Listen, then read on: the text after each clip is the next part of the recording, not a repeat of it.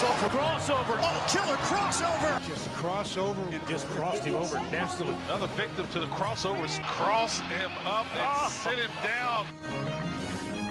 Items of crossover powered by Everlow Concrete Repair in Omaha at everlowconcrete.com. How'd your hat get so dirty, Josh?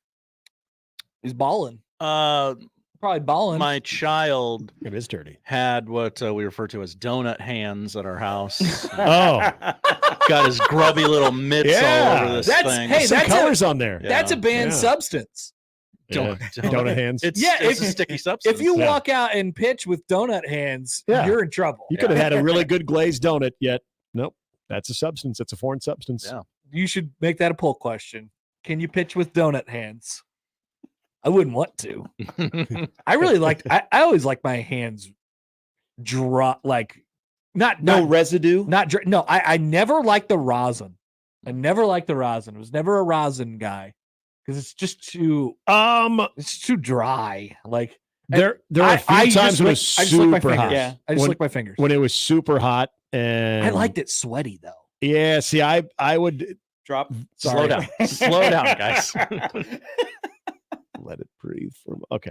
Very few times that I'd ever go to the rosin, but there were times I was happy that it would be on the back of the mound. And like, okay, I actually do need it at this point because the hands were getting a little too moist. Get that crap out of there. You guys ready for the long winter nap of baseball? Yeah. I mean, hot stoves around the corner. Yeah, Cleveland will be very. No, they. I think it could. Hot stove might be back, guys. Whoa! Watch out. All right. So there's good class. Were you looking at the free agents today? I was. There's Soto. You know, that's the big ticket item. A lot of Connor, first does this basemen. freak you out, by the way? Cody Bellinger could be in there. Well, who are the Royals? Which outfielder are the Royals going to overpay for? Teoscar Hernandez. That would be awesome. Hey, if you get in the postseason, or fire me up for some Teoscar Hernandez. Santander. That's the backup option probably. I'm just trying to figure out if there's another Lane Thomas on the market that Cleveland could get. Yeah, there's plenty of those. A guy that had a really good year in 2018 or 2019. Cleveland, we can get something out of this guy. 2025 MLB free agents. Yes, Teoscar Hernandez. That is an option. Juan Soto. Juan Soto is going to Juan Soto get a bigger deal than Shohei? No. He will not. I think Kansas City's in on people forget that Juan Soto doesn't pitch. Shohei may never pitch. I don't believe that. I think Shohei will be pitching in 6 months. I don't know. They might have to cut his arm off. Have you seen him run back? That's his other arm. That's his other arm. He doesn't need that arm. Like that injury. I mean, that even like the Yankees. Shohei went 2 for 19. But man, you could tell that he was so uncomfortable. Like they were just burying curveballs on it. He couldn't do anything. Yeah. No, I do think he'll pitch because I presented the scenario to Nick. The baseball season opens in Tokyo with the Cubs and the Dodgers. Yeah. Ohtani against Imanaga. Yeah. Seems very. I feel like they will do that as long as if Ohtani's pitching next year, even if it's a one-off. Yes. Ohtani. So no, put on the show. Soto will not make as much money as Ohtani in the grand. He'll make more money than him next year. Will we be? So the whole deal is like all the deferred money. Yeah. Well, yeah. Ohtani put everybody in a bad spot. Well, Ohtani's taking too much deferred money. The deferred money could actually help the Dodgers pursue Soto. Exactly. That would be horrible. Kind of surprised the union let him defer. I know a lot of that money. I know because Soto's not going to take as much. He's not going to get as much money, but he's going to make $45 million next year. Now you're going to have teams like the Cincinnati Reds who can't really afford a player like, hey, would you take $1 billion in 37 years? Yeah, right. It's like it's fake money. Yeah. Listen, there was this guy Bobby Bonilla. Yeah, we'd like to put you on that kind of plan. Yeah. How would you like to be 60 and still getting $1 million every year from us? Would you, if that was your team last night, would you rather have been swept or blow a 5-run lead? That was pain. To end the season. Swept. Really bad. Really bad. The comedy of errors. I mean, you got one more game out of it. You got Aaron Judge kind of broke out, until he dropped that ball that went right to him. Yeah. That was. Hey, he made a hell of a catch before that too. Wasn't that right after that? Where he ran that it was thing right down? after. Yeah. And then all of a sudden looks up a bit. Boink. Yeah. That 5th inning will be at the lobster discussed pinchers for a long, long time. Yeah. That is Yankee baseball this year. I was Fundamentally, looking at, they're so bad. I Yeah, was brain look- farts. I was looking at the baseball savant, the exit velocities. Oh no. Of How about the ground ball of to that ground ball? Yeah, 49.8. So it had some. It had some. So English on I it. was trying to. So the expected batting average on that specific play with that launch angle where it went is 110, which I'm surprised it's even that. yeah, I high. would have thought it'd be lower than that. I guess it's dependent on where the first baseman is playing. Gonna have some funky spin. 110, and it was a single for Mookie. Mm. Do you, Ouch. Do you More on Cole or more on Rizzo? That was on Cole. Right? You know who the big winner is today? That's Derek on Cole. Jeter? No, wrong. Well, I would like to talk about Derek Jeter in a second. Yes. But the big winner today is every single youth coach in America. Because guess what they PFP. guess what- PFP. yeah, do PFPs matter now? Yep, PFPs. I know you guys don't want to do this, but look at Garrett Cole. Yep. He didn't do it one This time. is why when you watch every highlight when pitchers and catchers report, all you see is them doing PFP. Uh-huh. Every highlight, every live looking, okay, the Angels have started camp. They're doing PFPs. And last night, That's who you won. found out why. Your local 8th grade baseball coach. That Mhm. guy won. Yep. That was the big winner. Do you think if you had a race between Rizzo and Stanton, who would win? But Rizzo started only 8 feet from home plate. Once Stanton gets to his top speed, he doesn't. He's got a real governor on that thing, doesn't he? And watching both of those guys run, He the looks like he bases should be is so much painful. faster. Giancarlo too. Stanton is like a golf cart. Yeah, he gets the top speed and it just doesn't go any It further. just doesn't go. Yeah. You slam on that thing. The acceleration is actually, for a moment, kind of exciting. You're like, oh, all right. And then all of a sudden, you just hit the top speed and it's on safety speed. Then you're on your safety speed. Bull question. Is Giancarlo Stanton like a golf cart? I'm now that I've looked at them closer, I like their hats. I like the World Series hats. They're majestic. I don't know if it's that I'm used to the side panel now or that was a good Yeah. side panel. Like that was, it didn't bother me. I You agree. mean the piece of metal on the side? I mean, I like the front. Yeah, the front. The front 2024 is all it's spelled out. It's very majestic. Oh, the championship hat. Yeah, I thought yeah. you meant the in-game Oh hats. no, I'm yeah. sorry. In-game hat, I'm okay with. I like how they've done that. But I like the World Series hats.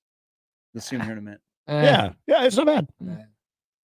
I've seen Looks worse. like a poker chip. It's a hat that I would buy just to have, not You wouldn't wear it? wear. You would just have Now, it. In and the I they did- case. I get did- it's a little to you gaudy. by, So, Valentine's. the middle Super Bowl the Chiefs won. I didn't. I Oh. bought the hat because I wanted to. Yeah. But that is not displayed. I do have heavily as the other one. $40 of fan cash right now Ooh. because I returned that T-shirt that got They to let me you? That's way too- amazing. They did let you. They let me. Yeah, I Nice. kept the hat. I've got a Cleveland. They were the Indians this time, Darren. I have a Cleveland Indian hat when they made the postseason in the wild card, and happened to see Kenny Lofton during the College World Series. He came up, so I had a chance to talk to him. Hello. Had him sign the hat, or asked him to sign the hat, and he said he had a major problem signing the hat because that was a wild card year, and he did not consider the wild card a postseason. He goes, Wow. I'll still do it, but I want you to know that I'm doing this with minor protest. I said, Good "Yeah." job, I- Kenny. yeah, Yeah, him, he was a man Huh. of principle. But Yeah. did you think that he was not going to sign it? And you were like, Kind of. Yeah, I kind of did. Because you made And the I'm like, wild you're card? about You're to- not going to sign my You're hat? about to really change my opinion of you. I don't ask many people for autographs, but you were one of my favorite Cleveland Indians. So, but like he was always going to give you the autograph. Yeah. He was No, just but, like, he wanted, listen, he yeah. wanted to give me his stance on it, which I respected. Yeah. And then at the end of it, he still signed. Good job, Kenny Yeah. Lofton. Good man right there. All right. Are you vibing with me that the best Yankee in the World Series was Derek Jeter? The best. He had a Yankee. night last night, let me tell you. Hey, Because Derek. A-Rod makes I- him look better. I had, I'll tell you what, I he had is- no expectations of him on TV, and I thought just because of his personality, No, he's he's not going to be good. very good. He's good. He's He's turned good. into a pretty good guy He's on good. the set. He asked a couple really good questions that I was impressed by his questions afterwards. But I thought the moment of the night for Jeter last night, nobody caught it. Well, I don't know if nobody caught it. Maybe there's blogs about it somewhere. But when they, World Bible has to be all over it. yeah, Oh, bye. when Freddie Freeman came Right over, next to the spun. sat down at the table. This is it. This is the moment. Freddie was getting all settled in, and Big Papi was, getting ready to ask him a question, and Jeter was busy. He was talking to Freddie Freeman's wife. Chelsea. Of course he was. But Yeah. it just barely got caught a little bit. He was, because she wanted to meet Jeter. He got off of course. his chair to shake her hand, He sure did. and he definitely whispered in your ear, "I got a gift basket." Just say the word, honey. The legend. He's still married, right? Oh yeah. Oh, He's yeah, still he got is. it Yeah. though. Oh, so Chelsea. You don't just lose that. That's a baseball family. I've seen it before. She's holding the kid. She's holding the kid in her arm. Jeets. Old habits die hard. Jeets. Guy is can't getting help. after He's a it. tomcat. He can't help. No, he definitely can't help it. I mean, you can't shut off that riz. No. So I've You can't shut that off. I through a acquaintance met Derek Jeter. Did he offer you a gift basket? No, he's a good looking man. He's a strike. He's a wow. strike Yeah, individual. hot. He is Yeah. like I was. Hot or not? He's hot. I mean, I paused a little bit, and I'm like, "This is a good looking man." Yeah. Oh, for sure. That's what I would say.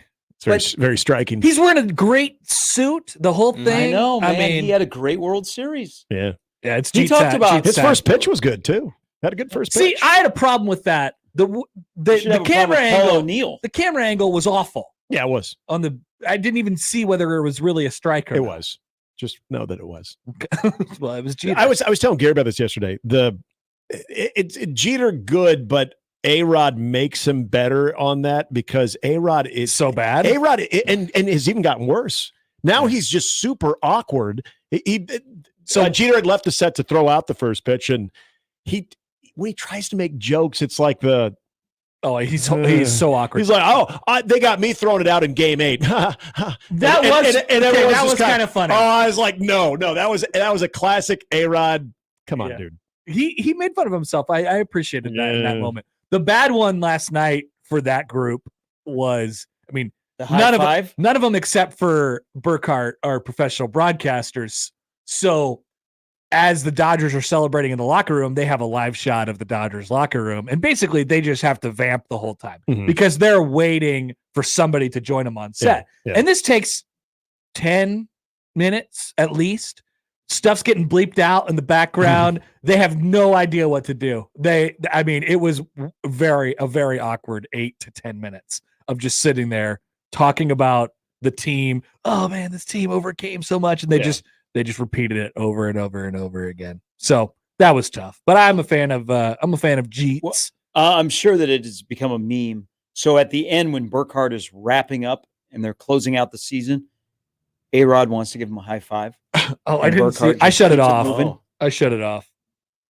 I went to bed. It's just so A-Rod. But like, I want to be cool. what's the?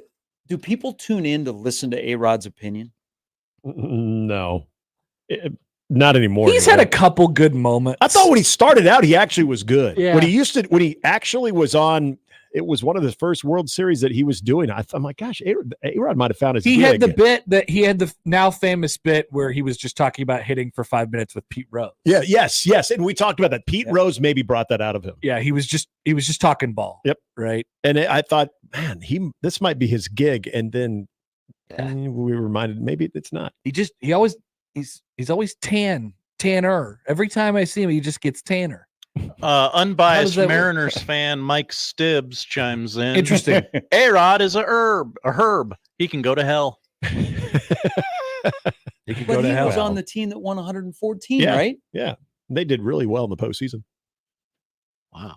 Did he lose Ouch. the Yankees? Ouch. Yeah, they did. Wow. Yes, they did. Ouch. Chose 116, I think it was. Though. Oh my God! I'm sorry. Guards I'm fan sorry. trashing the I'm Mariners. sorry, Lou Piniella.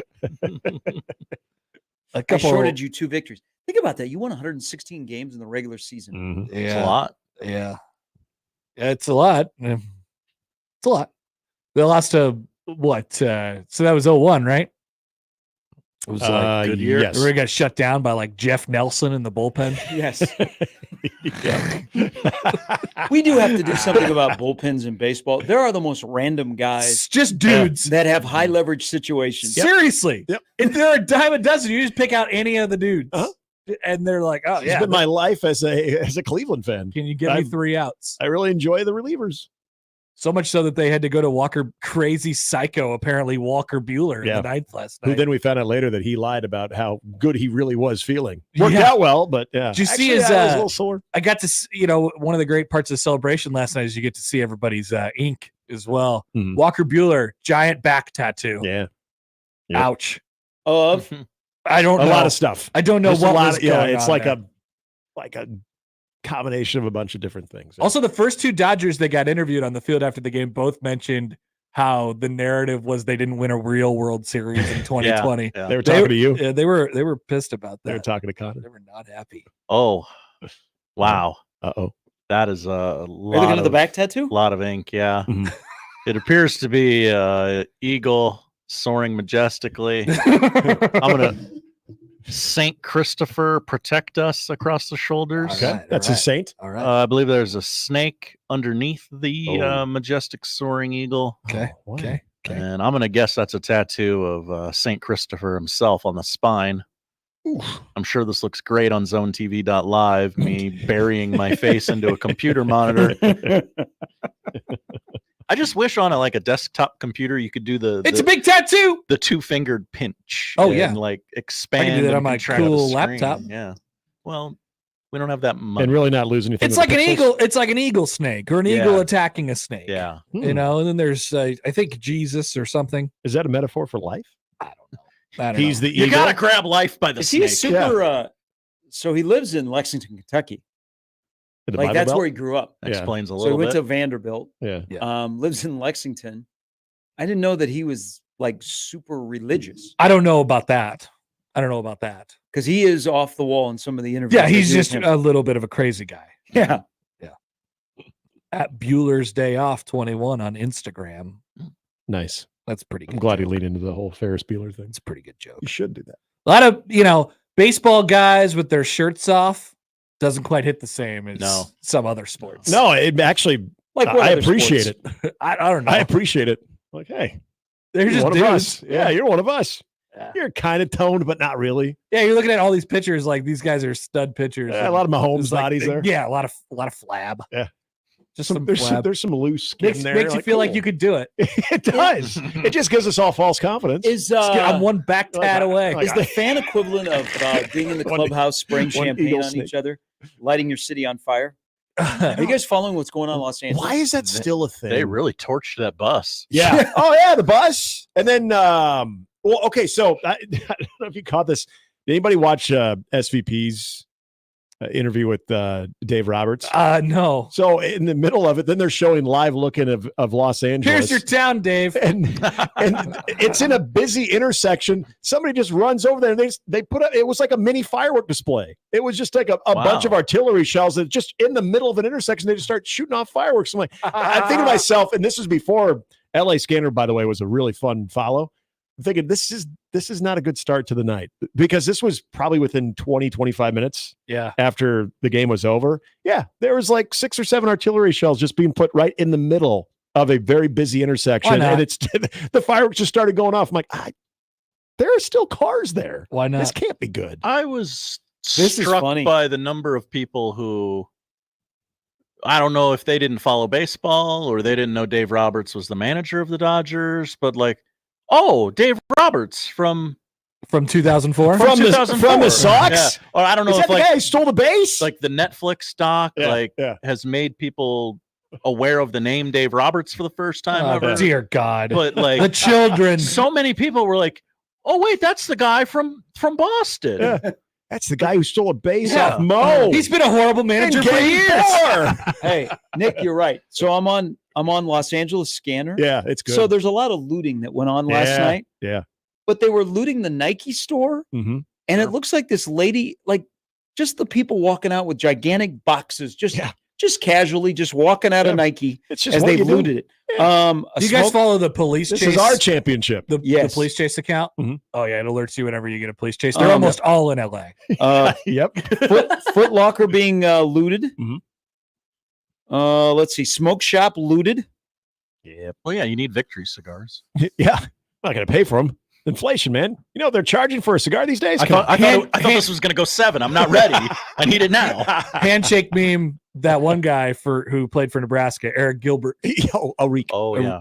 What was it, Eric? We I don't. thought it ever was know. Eric. I thought it was Arik at one point. Then it was Eric, and then he broke into a Oh, fake look shop. at that. There's the artillery shell right in the middle of the intersection. Yeah, isn't that amazing? Good move. Yeah, I just thought I wanted like SVP or somebody as they're interviewing Dave Roberts just to make a mention. And your fans, by the way, are having a lot of fun back home. Oh, there's Big Fire. I mean, this is going on. It's a split screen of a live look in LA and Dave Roberts and Scott Van Pelt, and that's happening. And I'm thinking this can't be good. This is not going to end well.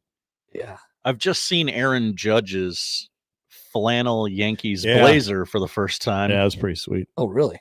Yeah. They look Check comfortable. this out. You It does look comfortable. Yeah, it looks like something you'd wear on a night that we all had last night here in Omaha. A very cool autumn night. It's definitely. I brought 2 outfits to the clubhouse, Yep. and a winner's suit Yeah. and a loser's suit. Yep, this is the suit we're Nice. on to the off season. Uh-huh. This is my on to the off season look suit. at that. Yeah, looks very comfortable. Looks like he's He- going to go home and really have a comfortable sleep. He got the Yankee logo just stitched on a flannel. Yeah. Yeah. Nice move. Mhm. Good move. That's pro. Yeah. Good job by Aaron. Might have been a gift by who I If don't know. The Judge narrative would have completely turned around had he not dropped that Austin freaking Wells? ball. no, Oh, who's, okay. who's the like the cop. who's the wife of the 49er who Oh, makes Kittle. Oh no. Oh, Kyle Juszczyk. Yeah. I knew I didn't know how to pronounce the last Yeah. name. Juszczyk. Creates Wonder if all the she cool made it stuff. for She him, yeah. might have. You know, she's expanded into the MLB She's got market an now. empire now. I want a jersey dress. What jersey dress? Yeah. Good idea. That's where she got big. This account. Oh yeah, LA I Scanner mean- was awesome. It was fun. It's I got mean, to be it's going scrolling- all the time, whereas Omaha Mhm. Scanner kind of Yeah. dips in and out. Shirtless guy running on the tarmac at LAX. Hell yeah. Wow. A That's- prisoner trying to get out of a Los Angeles County sheriff's vehicle while they're going down the highway. Sir. Felonies. So you think you're having a bad day? But yes, whoever came up with the police chase Twitter account. Yeah, that guy rules.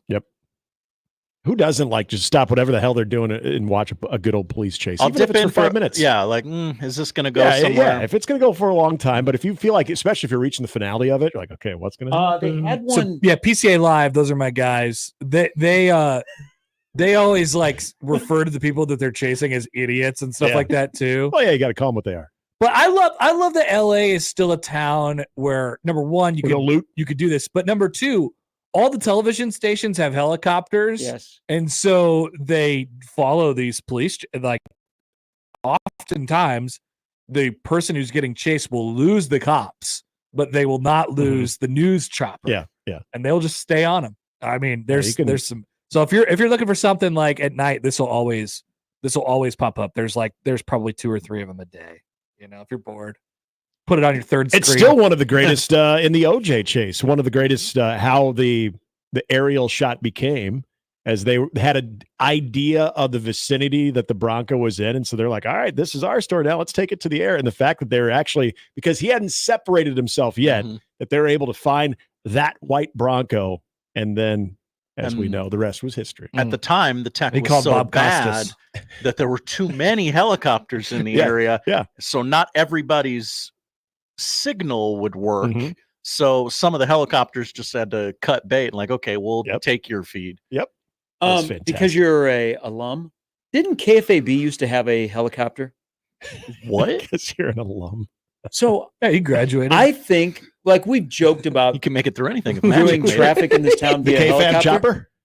Didn't Dude, I remember somebody telling me a story back in the day that KFAB did traffic in Omaha from a helicopter. dude, we need that back. We need to send people out It for live wouldn't- reports yeah, it wouldn't shock again. me.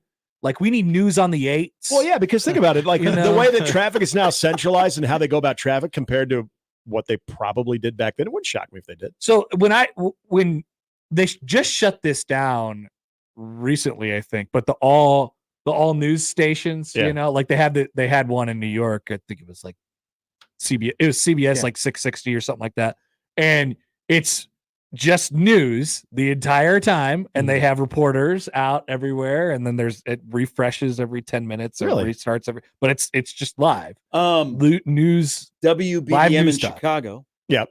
Yes, that is. I think it is all news. Yeah, they are all news, and I think that's still a Weather thing, and too. traffic on the nines. I forgot to listen to New York Sports Talk this morning. Damn it. Ooh, but it's on fire. I was going Like to. LA. I didn't have enough time. Well, the day before they had the Goombas on. No. Yeah. In New York? Yeah. I thought that was just Barstool. Boomer and Geo. They called Yeah. into the show. Oh, jeez. Of course. The Goombas is the best way to describe it. Trying to get on Fallon. Oh, yeah. Fallon will take him. He's got the big justice and the Yeah. Rizzler. Isn't it great? Yeah. though? Hey, by the way, They were getting I slammed think our pretty good. Costco guys Good. are starting to run out of steam. They may have taken it too far. Yeah. They may have taken it too far, unfortunately for them. And what are you supposed to do? Jimmy Fallon invites you on the show. You're supposed to not go? Yeah. So you're desperate for guests, and so you have the kid that is the Riz explaining how he became that way. Hey, we can't get a bit to go viral. Why don't we bring something viral to our show Yep. and Yep. try and get clicks that It way? kind of worked. That is a bit of Yeah. a reach, isn't it? Yeah. Kind of worked. All right. Paul, by the way, says, I believe they did traffic from an airplane with Commander Andy. That's who it was. Yeah, Commander Andy, Andy. remember from an airplane? Like a small, like little Cessna or something like Really? that. I don't know. I thought a helicopter would make more sense. You sure it wasn't just a guy beating his chest as he Well, delivered the traffic? which I would always do. I mean, we could like Peter. God is my Peter could do that in witness. the mornings, and no one would be like, "That's cool." Yeah. Man, NRG Media has gone to another level. He produces those things in the closet. He could make it sound as Yeah. theatrical as he wants to. That's right. It was Commander Andy, Yeah, I do remember and he Commander did Andy. traffic on KFAB. So he did it from like a Cessna? From a plane? He took off at Millard Airport. It was like in a little Piper Cub. He's still just reading the computer, though, right? Like he knows How does he where get he's Wi-Fi He's up not there? looking down at it like, okay, looks to be a little backed up. over there. I bet you see have the to. traffic. Yeah, you got to know the streets and the interstates, the highways, That's the just byways. showing off. Man, That's from, not from a little necessary. Piper Cub. Wow. No, you could be flying over like 86, 80. Yeah, you're looking right at it. You do the traffic. There's just something much cooler about the sound of a helicopter than there would be like a Cessna engine. Yeah, that would be kind of loud. I don't know. I want to challenge that. I feel it was a helicopter. I agree. We need a news, like Channel 7 needs to invest in a newscopter. Yes. Like they Yep. could be over the long lines for voting early. That'd be They part of could- their story. Oh yeah, How totally. about traffic coming back from the game? You know, Yeah. they do the and They do it before. State Yeah. they Patrol. do the state patrol reports. What is yeah. it? Command Officer or Trooper Trooper Dan. Trooper Dan. Trooper Dan. Dan. Yeah, Trooper Dan. Let's check in with Trooper Dan. Trooper Dan has a good time with it too. So this It's a staple. this is in Kansas City. I don't know if they still do it, but they would go and cover high school football in a helicopter. Dope. So they would That's either pretty fly sweet. over the stadium, showing some highlights, Yeah. or they would land at that stadium, go and shoot highlights, get back in the copter, Oh, and you go go- to the oh. next game. You know how many It would save sports so dir- much time. Yeah, you know how many sports directors in Omaha would love to have that? It would save so much Oh time my and gosh. manpower. I mean, Yeah. You know how You much stuff you guys would be doing if we had a chopper? We'd Yep. be doing news and weather and we traffic. would on have the taken our nights. chopper to the Final Four that one year.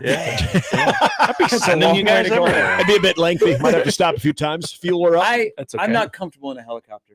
It No. seems odd to me. No. It doesn't make sense. Look at it. I- Look at it. I It doesn't just- make sense. How does it float? Yeah, I just It does I've only float. been in It does one time, float. and it was just and a it's soft tour. landings. I was like scared Yeah, I don't because I didn't have like any control. It Yeah. really sways. Yeah. And like you look at your feet and you're looking at the earth. And I'm like, this can't be good. They always offer those helicopter tours like in Vegas or New York, and I'm just like, no, thank you. It sounds really fun, and I'm sure it'd be great views, but no, it just doesn't You're not- work for me. You're not bought by the guy on the corner. It's like, hey, we want to fly into the Grand Canyon. No, I am not. I got on a boat once though, on one of those in New York. They Yeah. took you on a boat around the islands. Take you. They tour Lower Manhattan. You see the Statue of Liberty. Yeah. Go through the Hudson, the east, and the up and down, and then they bring you back. Was it a duck boat? Yeah, basically. Nice. They played "Welcome to New York" by Taylor Swift and other New York themed songs. I bet. The entire time. Empire played- State of Mind. Yeah. New York. Yeah. Did everybody get like a Statue of Liberty gown or something like that? Cool. Or at least No, an I it's- Heart New York T-shirt. I Heart NY. We did not stop at the island. We just Oh. the boat just went. and then parked back again. Anyway, all right, cool. Hey, there's Freddie. Yep. Oh, they gave his wife a microphone. Yeah. She has All a right. She doesn't seem to be interested in Pedro or Harold. No. Funny how that works out. I do love Pedro, though. I mean, you like who you like, am I right? Yeah. All right, that's Crossover, powered by Everlevel Concrete Repair in Omaha and everlevelconcrete.com. It's you, Freddie. Thursday. We'll start things off next. Won the game of life.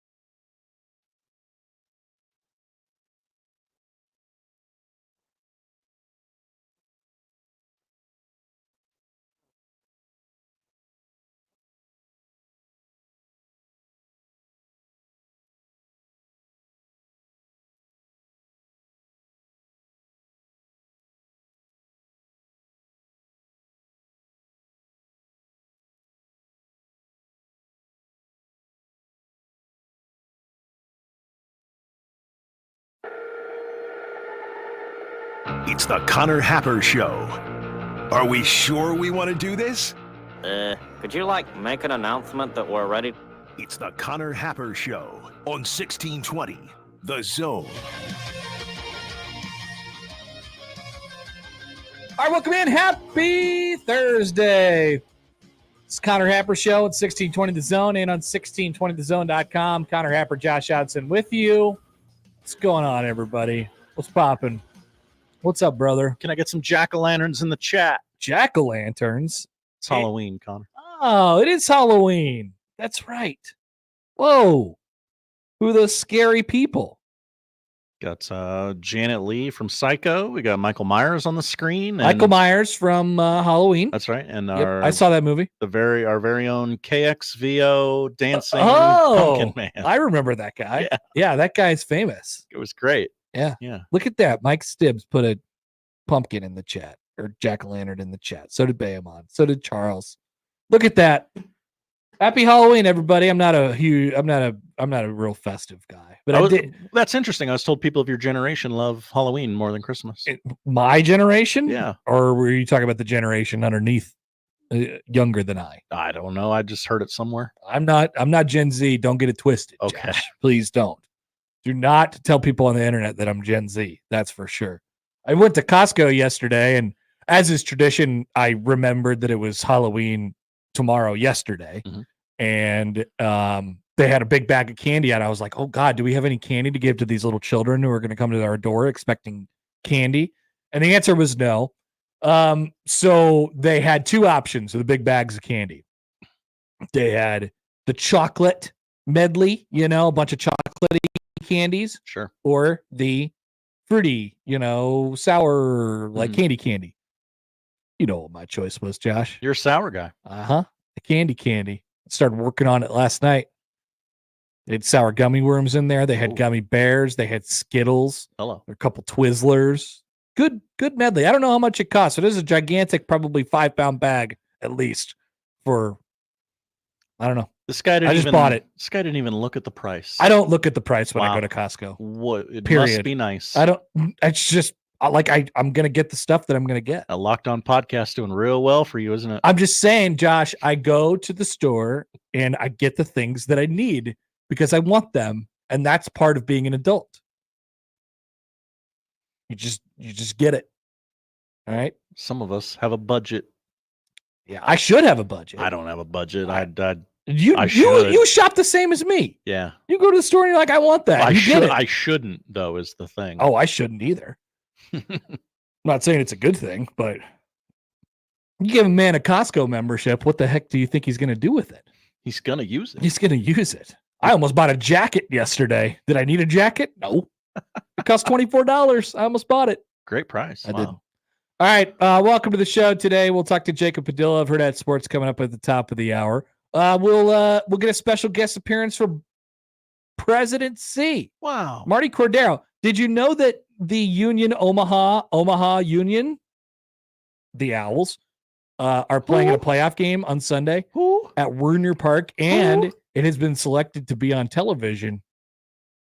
That's right. Television? Our own Werner Park will be featured on national TV on Sunday. National TV? The Union Omahas are the number 1 seed in the playoffs. Again, that's not breaking news. Goat. So Marty will be on the show at 11:30 today. What channel? CBS Sports Network. Hello. Okay, let's go. No word on who's on the call yet. Maybe it's Pete Gillen and that other guy. We don't have to deal with that much this year for Creighton basketball fans. Okay, so President C will join coming up in about an hour. Michael Bruntz coming up at 12:30 right after Matt Rule talks Big Ten power rankings with tiers today. We'll have Josh Johnson grunt the slate. We'll rank the Big Ten games by watchability in the Big Ten power rankings with tier segment. This is something that we're adding to this. It's like it's bonus content for you all. Wow, we're so good to you. So this was the weekend. Remember, that was supposed to be awesome in the Big Ten. Oh, this is the weekend, right?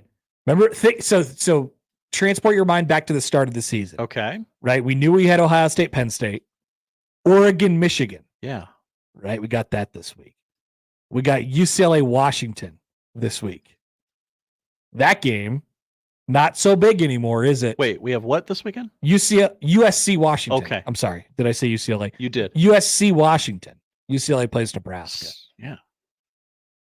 So maybe lost a little luster as the season is now, 8 games through, but we will rank the Big Ten games by watchability for this week during Big Ten power rankings with tiers. I also have for you at some point during the show, your ability to win passes to the Blur tailgate on Saturday. Nebraska plays UCLA at 2:30, and we want you to tailgate and have some fun with the folks over at Blur. If you win the tickets, you will have fun. I could guarantee you that. That's, of course, it's up to you to take the tickets and then use them and go. But and you'll have a great time. You will. You definitely will. So I'll be asking you a trivia question at some point during the show today, and you'll have to answer it correctly in order to win a 4-pack of Blur passes for Saturday. We'll talk about the end of the World Series and the end of baseball season coming up here in just a couple minutes. College football forgot to encrypt their comms system. Who could have seen this coming? Yeah. And did you see last night, Josh, we got a result in the long-awaited Purdue versus Grand Valley State game. Oh, no, I forgot about this. It slipped my mind. It happened. No, yeah. Do you want to guess the... I'm going to guess Purdue won. That is correct. Okay. That is correct. It was an exhibition. It was. I'm going to guess Purdue won by 60 points. Creighton played Purdue. Nebraska played Grand Valley State. Mm-hmm.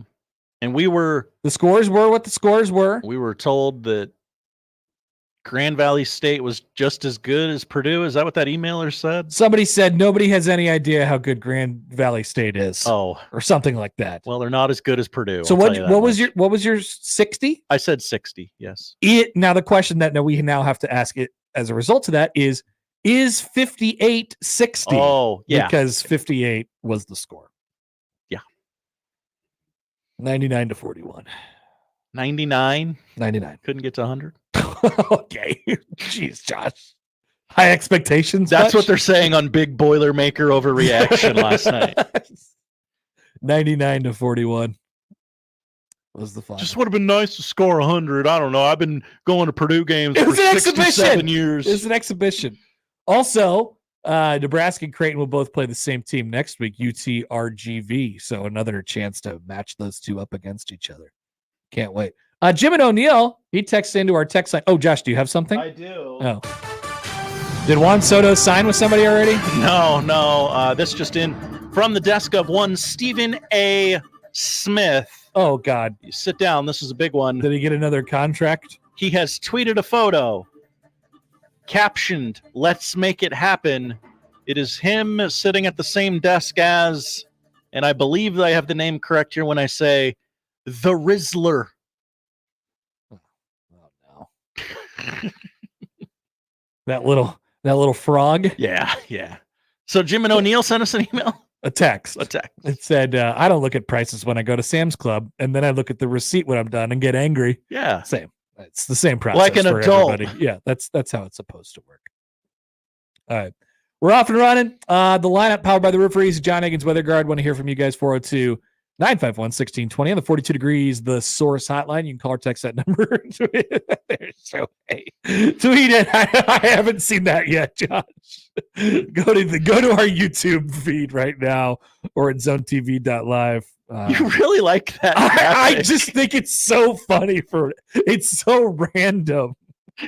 It gets me every time. 138 days away. Shohei Ohtani's at bat. Just a few days away, probably from surgeries for him. Yeah. It's surgery season. You're going to hear about it. Yeah. So we'll talk about the Dodgers and the Yankees coming back in a minute here. Where did I leave off? Tweet on the J-Tech Instructions on Twitter feed at Happer Show, at Connor Happer. Email Connor, Josh at 1620thezone.com. The Equitable Bank Zone inbox.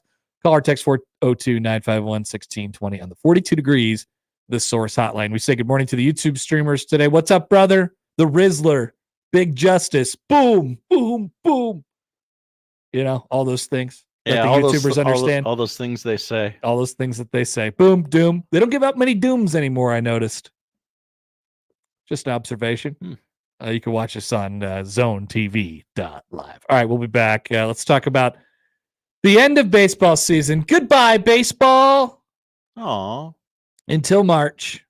By then, we will have learned a lot of things about ourselves. March 18th, because the it's a little early. Huh? Cubs and Dodgers play in Japan. Oh, when's the countdown come for pitchers and catchers report? You got to be coming soon. I'm shocked somebody didn't tweet it last night. Pitchers and catchers reported 112 days. Yeah. All right, back after this on 1620 The Zone.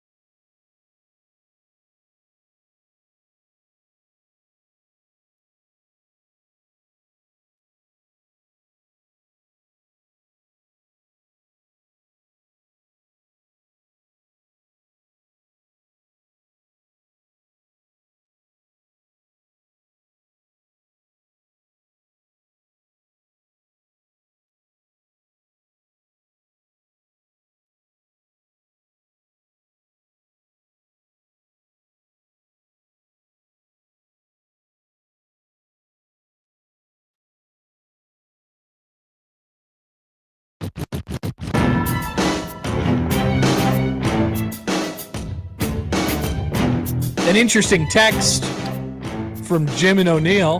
Hello, Jim. I believe this is also factual. We might have to have our writers, our fact checkers, take a look. It says, while we're talking baseball, people forget that the Royals made the playoffs this year and have won the World Series more recently than the Yankees. Fact check. There's two things. Fact check one. Okay, that's facts. Yep. Two. Yep. 2 for 2. Okay, how about this? The Royals have twice as many pennants as the Yankees since 2010. I believe that to be true as well. Wow. Interesting. Wow. Interesting. Imagine having less than the Kansas City Royals. It's a great point, Josh. Imagine that. One of the worst franchises in baseball. Hard to be the best franchise in baseball when the Kansas City Royals have more. Tough way to go for the Yankees last night. You hate to see it. Do you? Oh, you hate it. I mean, you just feel so bad for them. I was cackling. Did you feel bad for young Garrett? Garrett with an I. Who's out there shoving, just dealing. And, yeah. Did you at all feel bad for young Garrett? The play at first is his own damn fault. It is. I think there's some responsibility that goes to Mr. Rizzo as well, who's never done anything wrong. It's not his fault. Oh, dang it. It's not Giancarlo's fault. Not Anthony Rizzo's fault. It's never Anthony Rizzo's fault. He's a lovable oaf. He's a leader, and he won the World Series in 2016. People forget that. I think he shares a little bit of responsibility here. Just saying. I do. Keep your head up. This is something we didn't get in this World Series, and it's something we increasingly get less and less. I am enamored by a guy pitching a World Series gem. And Garrett, I don't think he was going to finish the game or throw a no-hitter or anything like that, but he was doing quite well until that fifth inning. He was. I mean, some would argue that he was doing well in that fifth inning. Yes.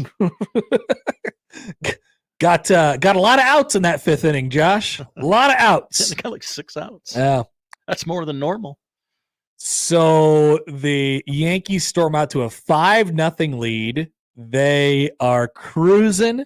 They are, Aaron Judge and Jazz Chisholm go back to back. Aaron Judge?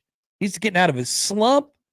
Oh, my goodness. It had all the vibes of the crowd is popping. It's okay. Dodgers will go finish this at home. That's better anyway. It did feel like we were already getting on the plane to head to Los Angeles for sure. And then the fifth inning arrived. Started interestingly with an error on a just basically line drive to center field by Aaron Judge. That was not good. No. I guess they had a single before that, right? And then there was the so they had a single by Kike Hernandez. Then they had the line drive to center field. So that's first and second with nobody out. Then it's a ground ball to Volpe. Volpe tries to go to his backhand, throw it to third. He rushes it, throws it away, and the bases are loaded. Then Mr. Cole comes back, gets the swing and a miss. Okay, hang on. Then he gets Ohtani. Oh, there's 2 outs. Easy to do that. 2 outs, still 5-0. You know, they might get out of this thing with not allowing anything, or at the very least, the Dodgers are only good for 1 or 2 hits here. They're gonna walk away with their dignity and their pride. And then, so I pulled up the exit velocities once again this morning. The Mookie Betts ground ball to first base, where Garrett Cole should have covered, and Anthony Rizzo probably should have had his head out of his butt a little bit more than he did. 49.8 exit velocity. Scores a run. Freeman singles. Teoscar Hernandez doubles. And it is a tie ball game. All unearned runs, Josh. All unearned runs for Garrett with an I. Yeah. Oh, got hurt. Is as big of a blow up as I have ever seen. in an inning in the World Series, especially with a team with a 5-0 lead and at home. But as I mentioned on the show yesterday, Josh, this has been the Yankees this year, a team that is star-studded, a team that has power and pop and flair and all these things. And they have Soto and they have Judge, and those guys had awesome years, and they get good contributing stuff from their role players as well. But notably, they don't do the fundamental things very well. They don't make great managerial decisions. They don't play any defense, and they don't run the bases well. And there it was. All your warts come out in a deciding game of the World Series. Connor, there was also a catcher's interference. Yes. People forget that. And there was also a too many disengagements situation later on in the game. That's right. Yeah. So just a lot of stuff there. Connor, you run the Yankees. I do. I'm back. I am Hal Steinbrenner. Do you sell the team? No, just kidding. He would flip make, it for money. He would make some money. Mm-hmm. Do you fire Aaron Boone? I don't know. Maybe, probably. Yeah. I don't know. Okay. I feel like he's been in this limbo for like 5 years. Yeah. You know, he seems fine. I believe this will be like the third off season that I vividly remember just flames around his seat. Yeah, people. So hot. And I don't know if that's a New York thing or a him thing. The Yankee manager is one of the most dangerous things you could do. Mm-hmm. You're always going to want to get fired. Like, people are always going to want to fire you 100% of the time because they care, Josh. Opta Stats checked in last night with a couple. They were on bangers. one last night. Yeah. The Dodgers are the first team in MLB postseason history. This is postseason history, not just World Series history, to fall behind by 5+ runs, erase that deficit, fall behind again, and still win the game. And they did it to clinch the World Series last night. Yeah, it got to 6-5, and I was like, okay, the Yankees like warded it off for like almost blew it. They weathered the storm. They're fine. The Yankees are the only Major League Baseball team to do the following: blow a 5+ run lead, allow 5+ unearned runs, commit 3+ errors, commit a catcher's interference, and commit a balk, all in the same game, regular season or postseason, ever. And they did it in the World Series, and they're the Yankees. It's a lot in one game. More Opta stats. In MLB history, 12 players have won both MVP and World Series MVP in their careers. 10 of those players are in the Hall of Fame. There's 2 that aren't. Who are they, Connor? Pete Rose. Oh. That makes sense. Mm-hmm. And Josh's uncle with gigantic horse teeth. Frederick Freeman. That's my guy. Removed all doubt on that Hall of Fame candidacy. Yeah, I think he was probably going anyway. I think he was too, definitely removed any doubt. Oh, yeah. First ballot? The other 10, Johnny Bench, Roberto Clemente, Raleigh Fingers, Bob Gibson, Reggie Jackson, Sandy Koufax, Brooks Robinson, Frank Robinson, Mike Schmidt, and Willie Stargell. That is some fine company. Freddie Freeman is the only player to debut within the last 50 years to win both awards. He did it on one leg, half a leg, with a lot of stuff on fire around him back at home. And he persevered, got hot at the right time, and is being rewarded for it. And I love to see it. Chad writes in on Twitter. Hi, Chad. Did Boone even visit the mound in the 5th, at least to make Cole's blood pressure, make sure it wasn't at a fatal level? Oh. He didn't.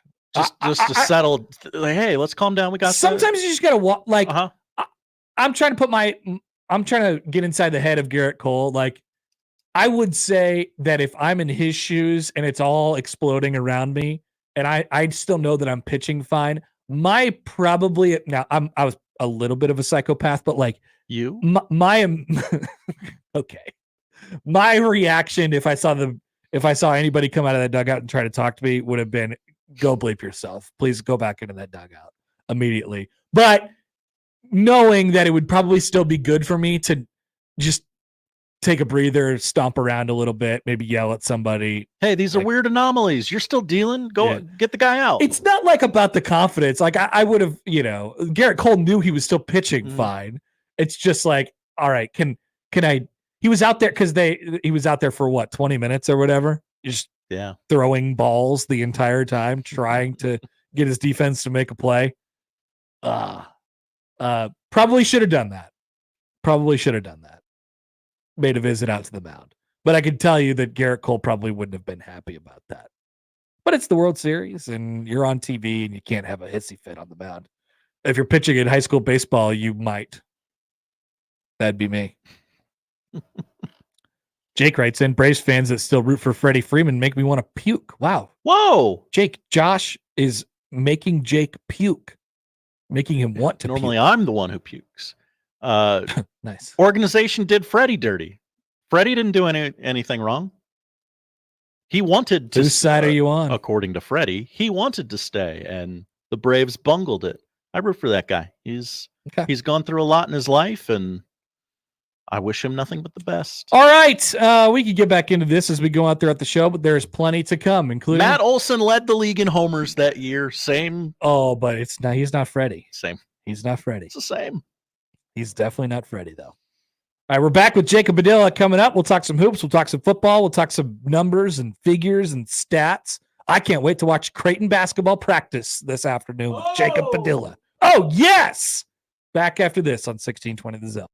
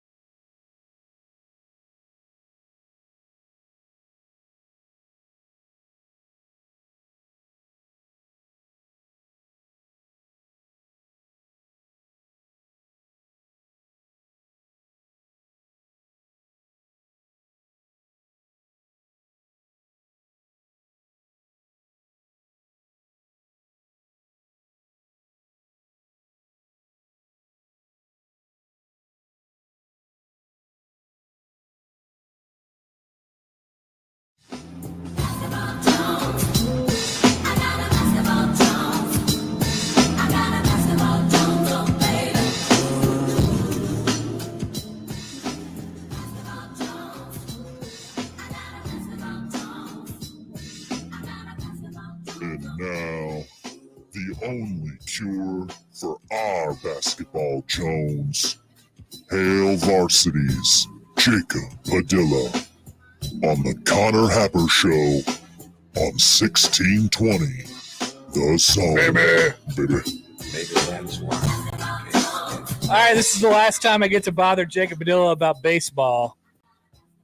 I'm sure his countdown is on right now of when pitchers and catchers report to spring training.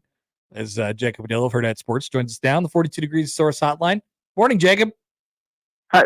Why do pitchers and catchers have to report at different times than everybody else? Because they have to do what Garrett Cole didn't do last night, which is field their position, and they have to do it like on a full field so they don't get in everybody's way. They just have to basically do PFPs for a week / get in shape. Pitchers don't really do anything in the off season, so they like run around for a week. That's fair. I mean, right, how in shape do they really need to be in the first place, especially depending on which league they're in? That's a good point. Not very much. As pitchers are not usually the the shining image of health or peak athleticism in sport, but it's a fair question, that's for sure. All right, Jacob. Okay, last night you went to Creighton women's basketball. How are they? Everything on track? I'm sure you're able to tell by their 40-point exhibition win. Yeah.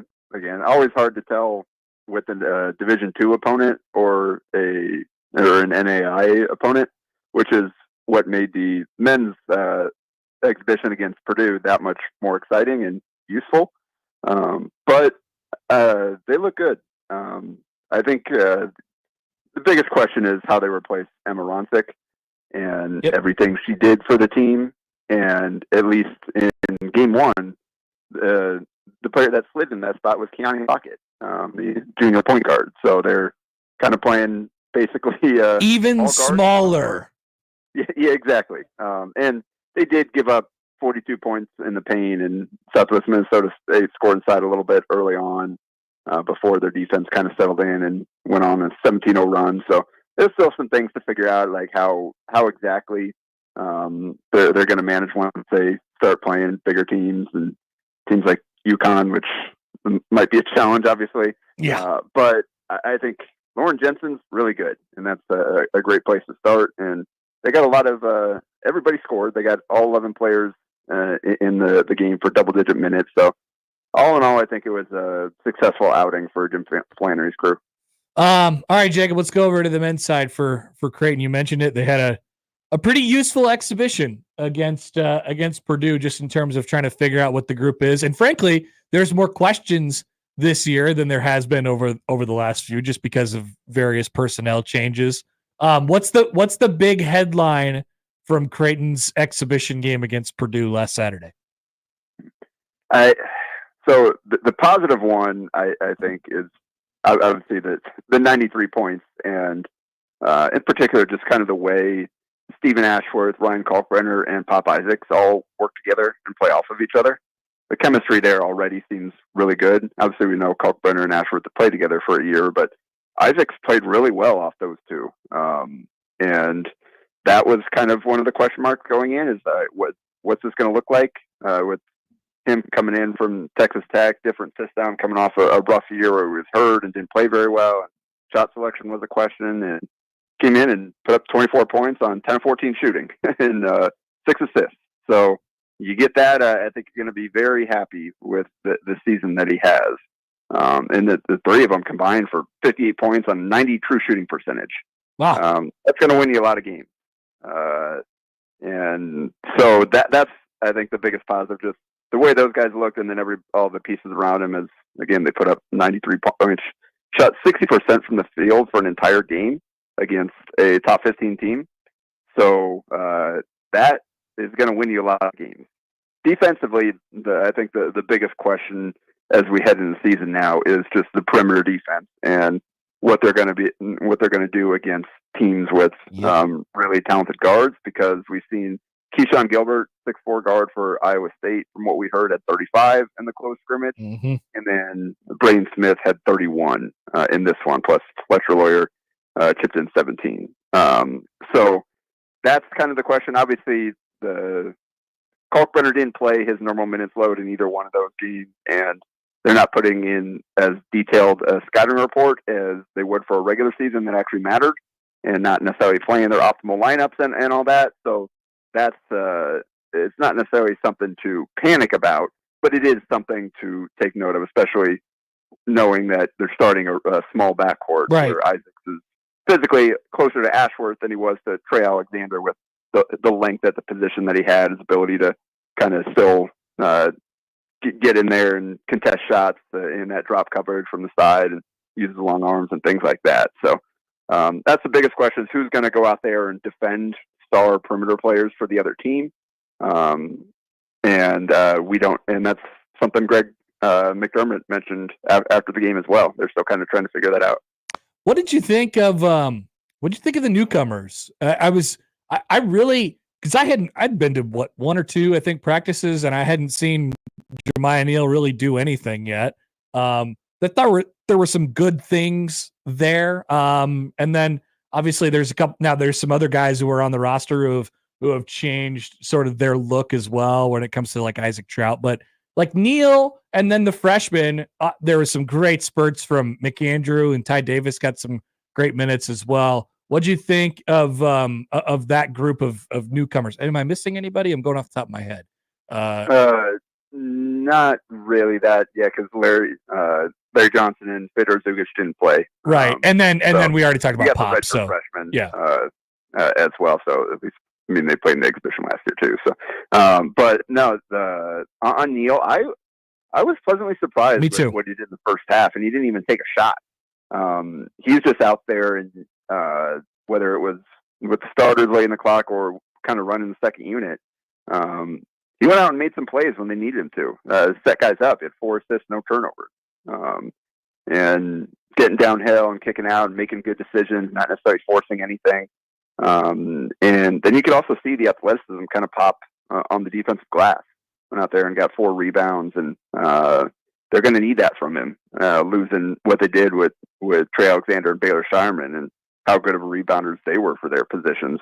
That was a little bit of a concern coming out of this one too, and I think Jason Green didn't have like his first game back, coming off of missing a few days, and first live game against an opponent, and didn't play against Iowa State. So I think he probably wasn't necessarily totally up to speed and playing his best game, but you expect him to be make more of an impact on the glass. But yeah, Jeremiah Neal, that's definitely somewhere he's going to need to contribute. And then ideally he would be the guy that could step up and take those tough defensive assignments just with his athleticism. Mm-hmm. He's got more length than Ashworth and Isaacs do. And so hopefully he can grow into that role and kind of find his place within the system and understand what they're trying to accomplish on both ends.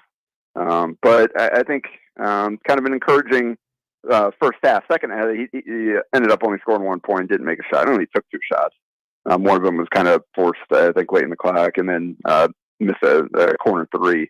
So we didn't get to see him have the ball a ton, necessarily show what he can do from a scoring standpoint, but he did some good things, and they don't need him to be a primary offensive option with the guys he's playing with.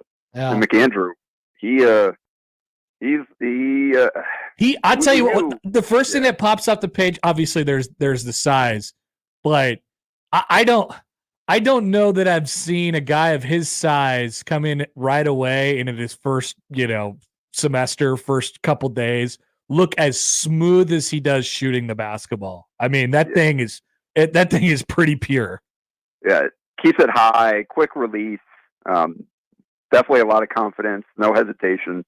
Went out there and knocked down 2 of them, and then also he held his zone on the glass too, and that's a big deal. Like, I think early on, understandably, the physicality of it has been an adjustment for him, and that was kind of the question. Like, would he be able to contribute this year? Is he going to be able to hold his own against bigger, stronger dudes and what he faced in high school? Because he is fairly thin for as tall as he is. And I think that Purdue game was a big step forward for him from that standpoint, from some of the stuff that he had done early on in practice and trying to make that adjustment. So we've talked about before. This is kind of a weird roster. I know. Well, that's my next question. Like, so lineup versatility, right?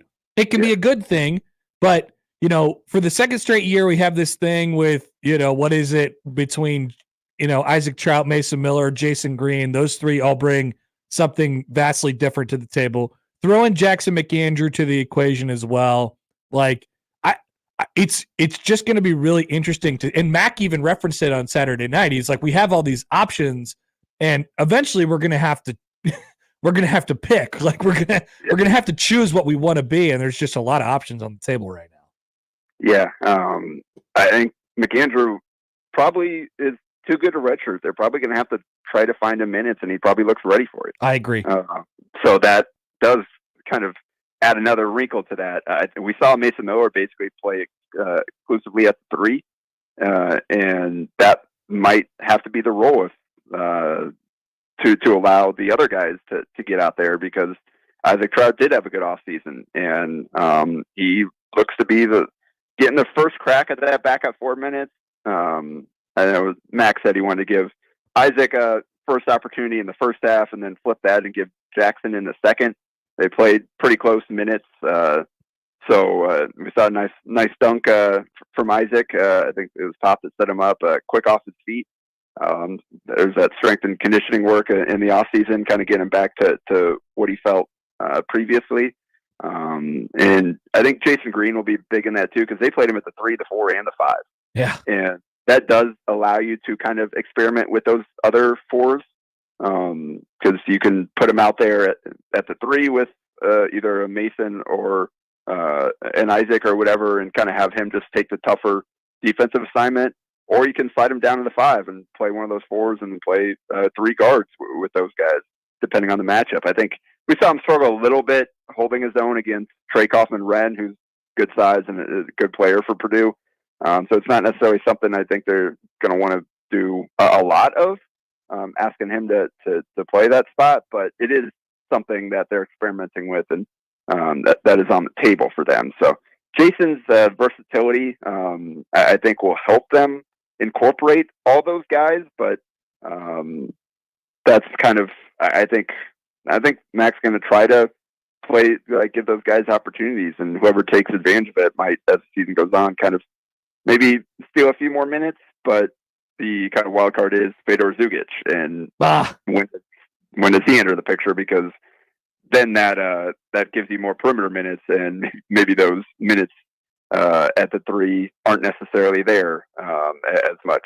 So we'll see. There's still a lot to figure out, and they've got a week of practice here to do so. Yeah, I was he didn't play in the Zugic. He didn't play in the exhibition. He said he wouldn't have played anyway, but he had gotten just banged up a little bit right before that. I was sort of looking forward to that being a possibility going into that game. Like, what's that picture look like? Even if it's just a glimpse of 5-10 minutes or something like that. But it sounds like we wouldn't have seen it anyway. Is there any? I mean, I don't imagine that there's an update on this, but how does Creighton feel about their ability to get him eligible?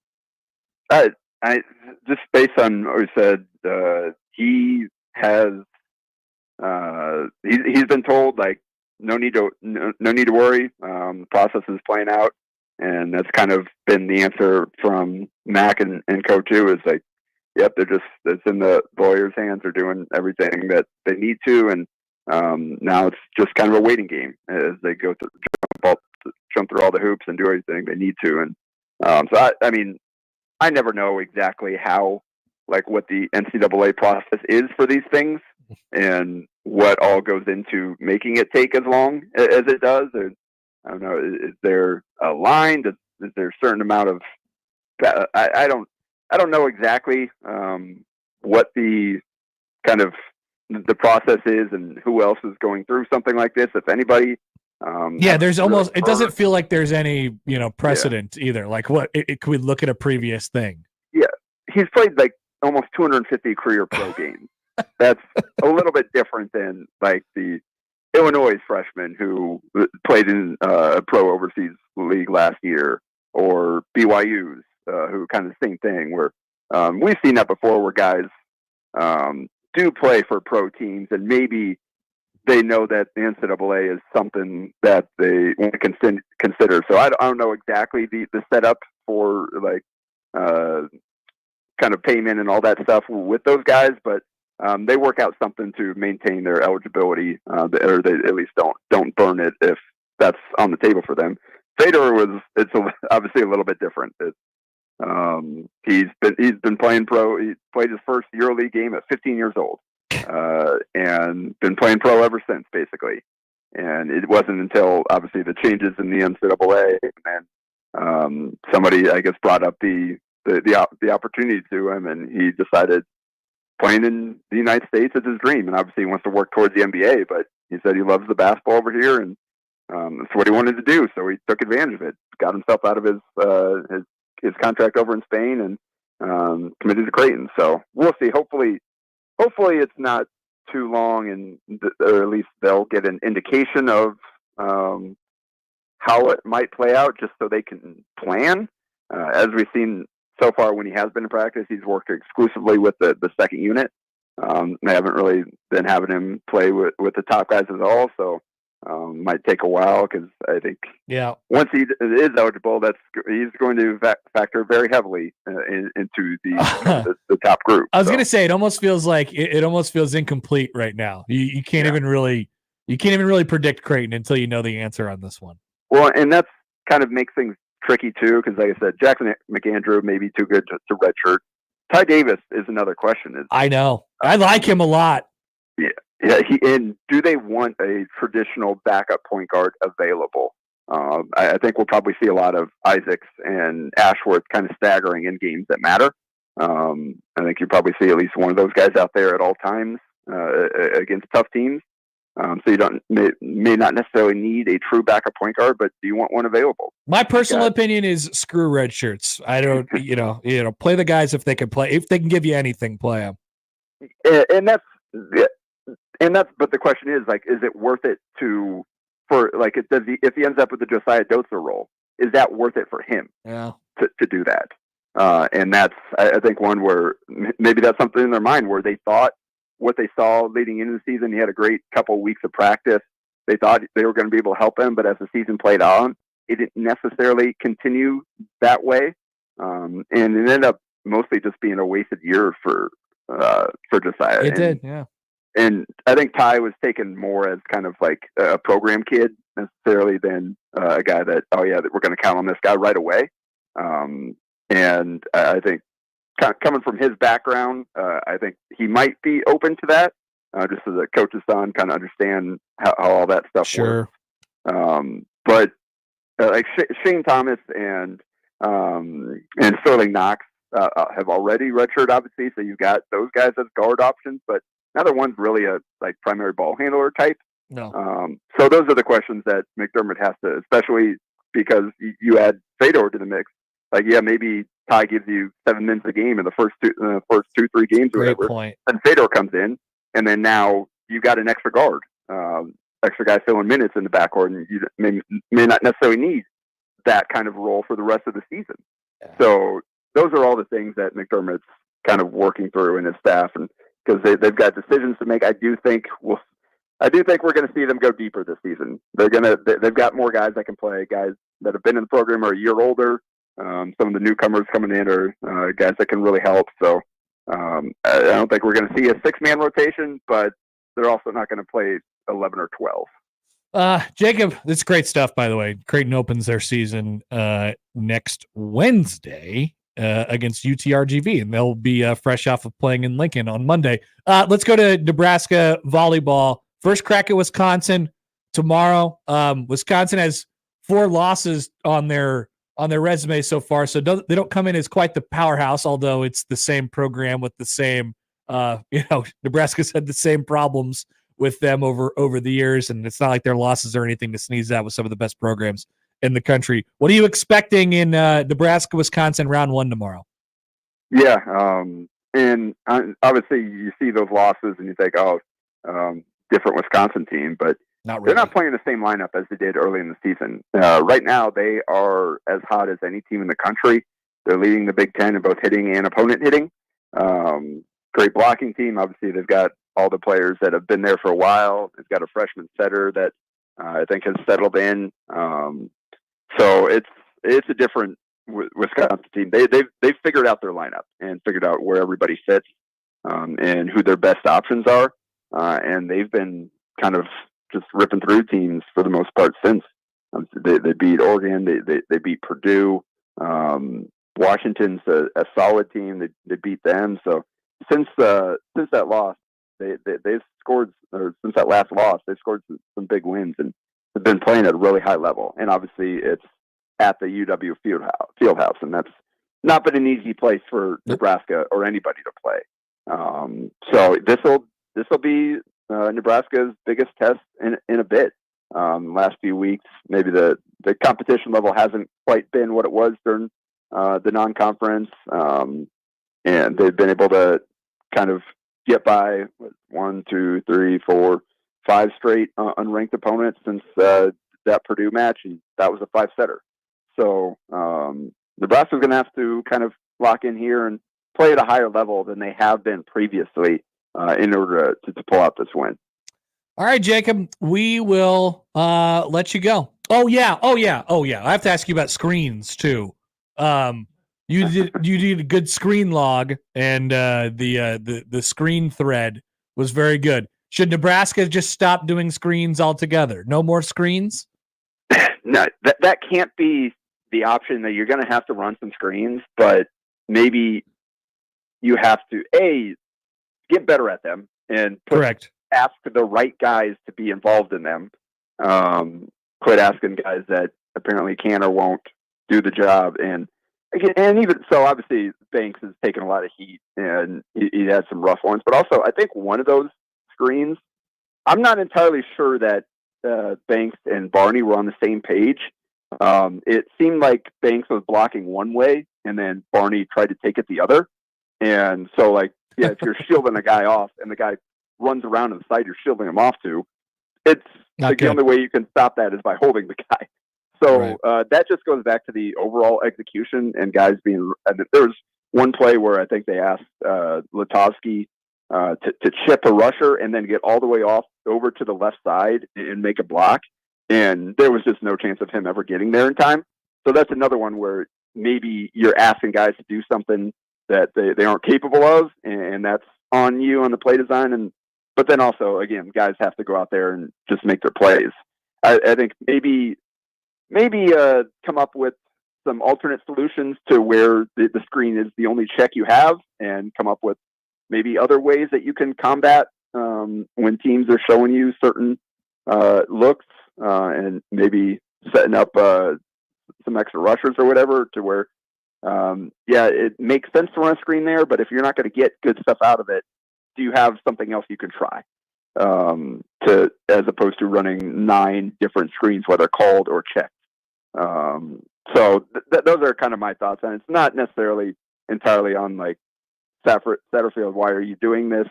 But I think there are some a combination of execution and coaching concerns that led to such a dreadful performance in that area, and it's got to get better moving forward, because you can't just light 8 plays on fire like that and be able to keep drives alive. Yep, gonna have to just get better at it, or maybe do it a little less, or a combination of the two. All right, Jacob, we appreciate the time as always. I'll see you this afternoon. We'll watch practice.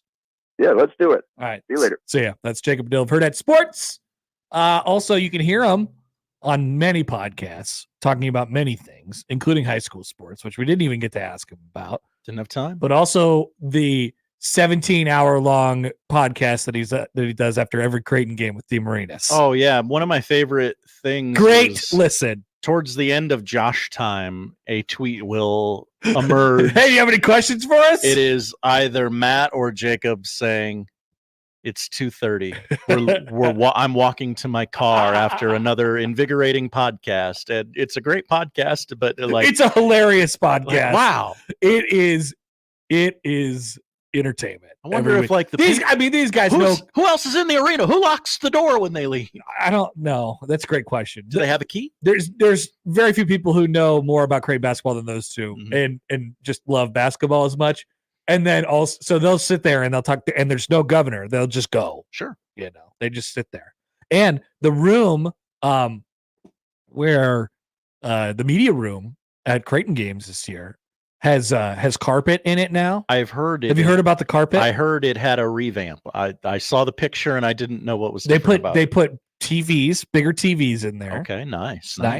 And they put carpet in TV there. TV contract. So when the cleaning crew comes in at 1:45 and they're trying to, they're banging stuff around, you probably won't hear it as much because the echo won't be as loud on Jacob and Matt's podcast. The carpet will pad it. Exactly. It's like a podcast studio made just for them. All right. We'll be back. Let's have a chat with our dear President C. Union Omaha, Josh. The soccer powerhouse? The soccer powerhouse. They're in the playoffs, as they usually are. They're the 1 seed. That's not breaking news. They're on television this Sunday at Warner Park. It's playoff soccer.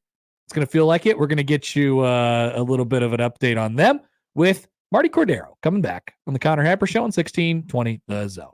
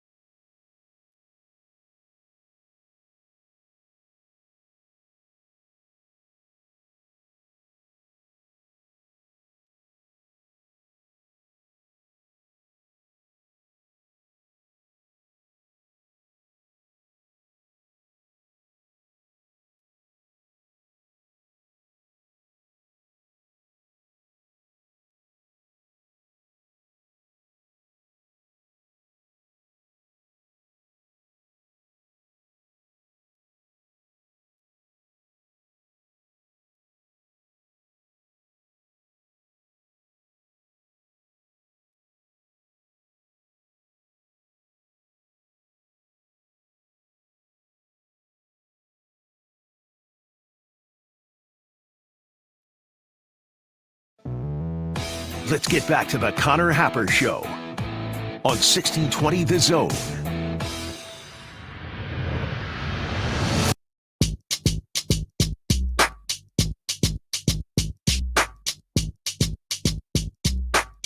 All right, welcome back. We're the Connor Happer Show on 1620 The Zone and on 1620thezone.com.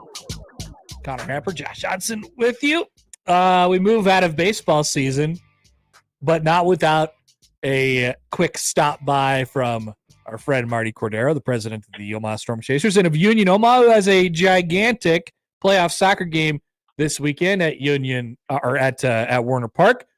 Marty, hello. Great to talk to you again. How are you? I'm doing great, Connor. Yeah, we'll call it Union at Warner Park. Yeah. Good. That's good.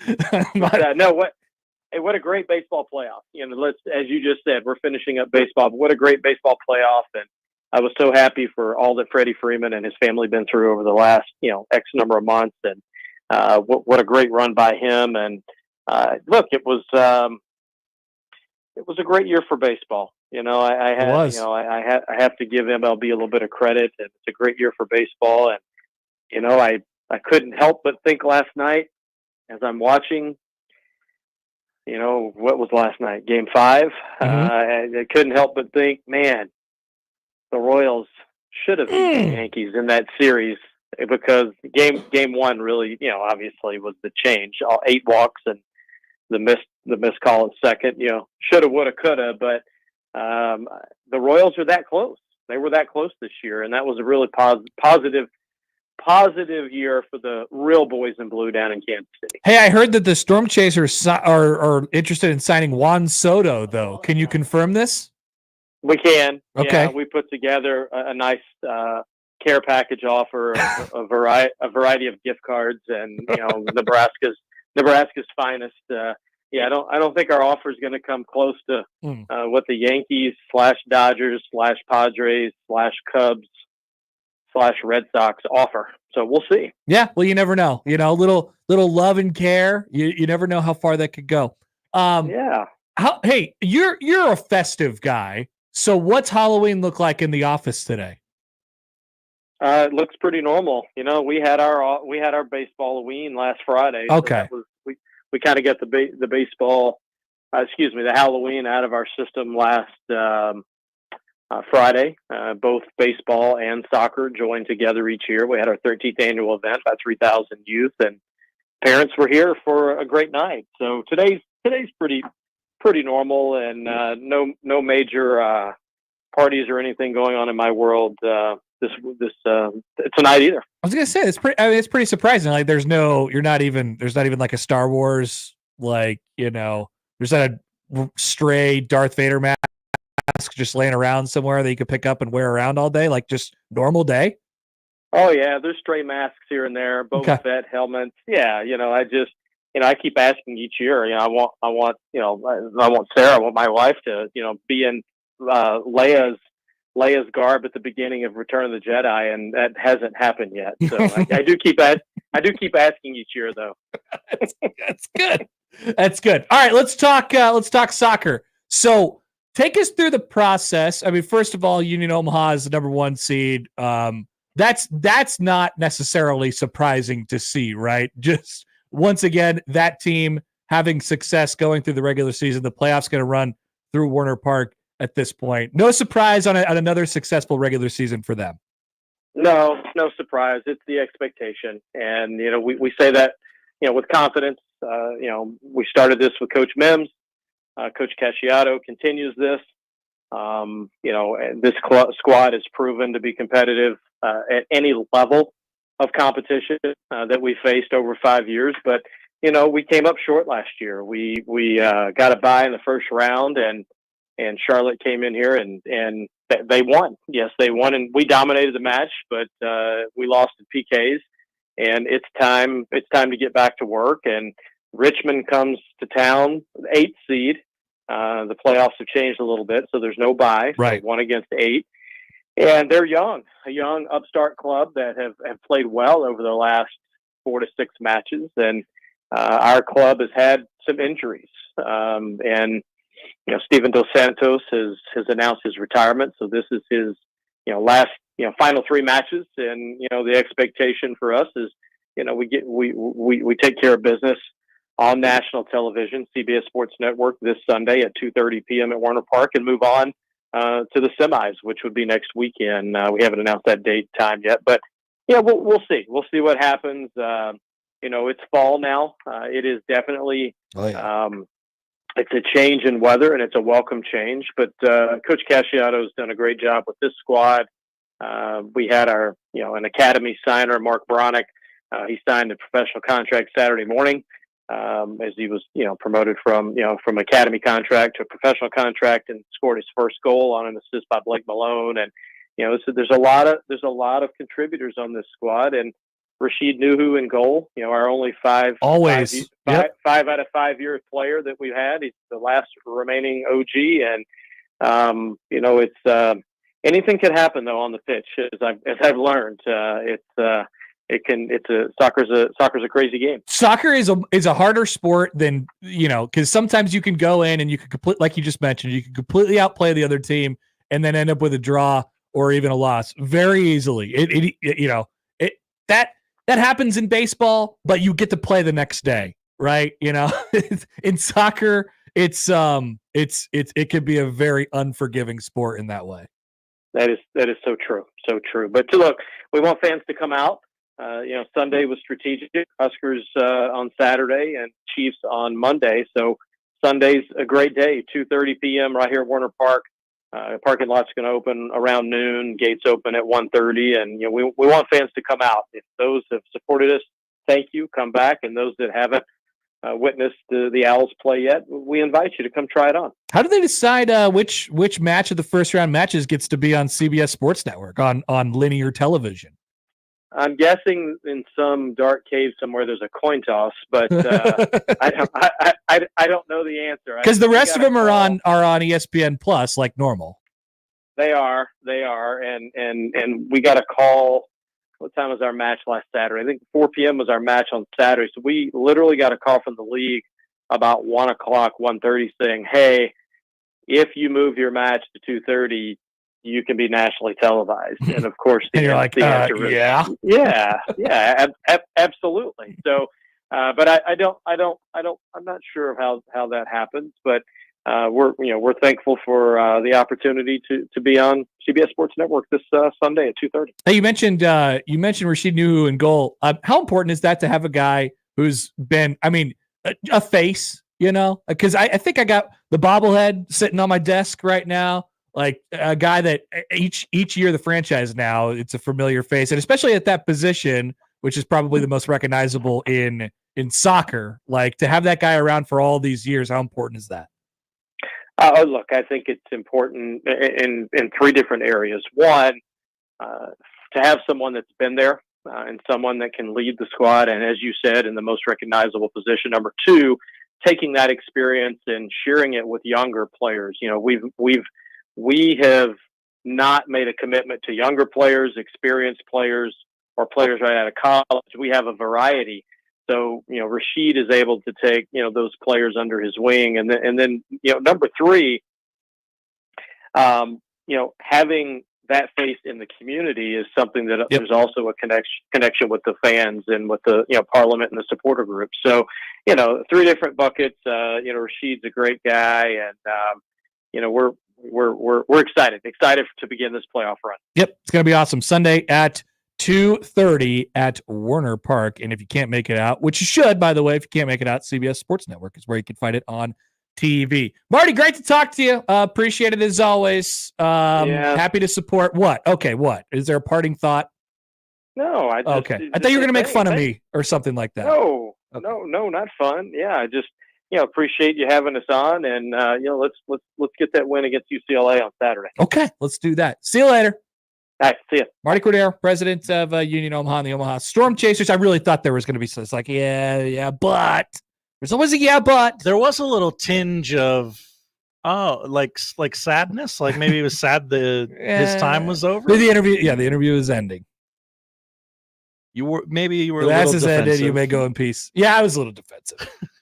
But you always got to be on your toes when you talk to him, Oh yeah, he's like C stands for clever.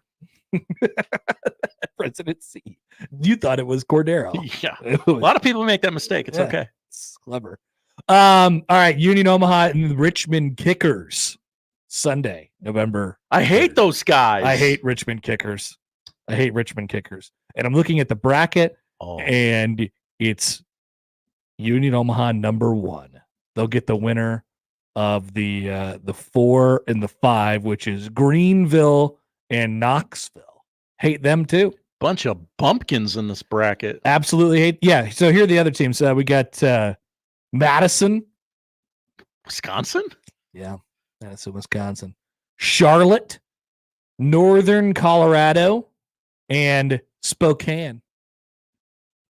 Lovely. This time. Omaha is easily the best place to live out of all of those cities. Oh, easily, 100%. easily. Probably will have the most streetcars by 2027 as well. That's saying something. Spokane just sounds like a city that has a ton of streetcars. Yeah. You see, if you could beat them in streetcars, you're onto something.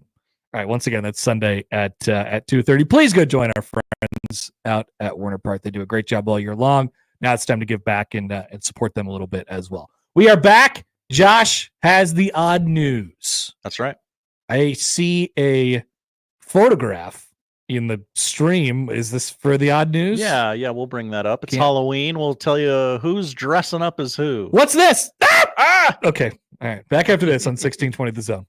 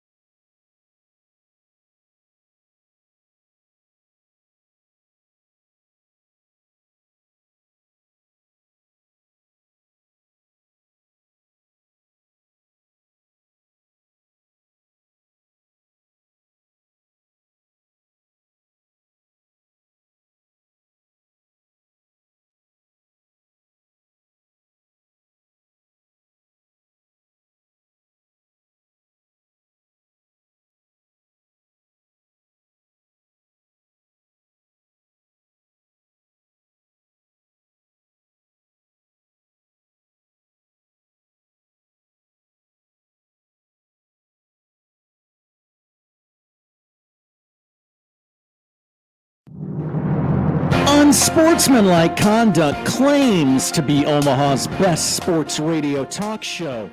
But have you ever really thought about it? All 3 members of the show picked Indiana to beat Nebraska. More Husker haters in the Husker media. Meanwhile, on the Connor Happer show, producer Josh is being praised for his rallying of the Huskers ahead of Ohio State. John Bishop doesn't even like football. He's never fired up for football. He prefers to spend his time working Creighton basketball games.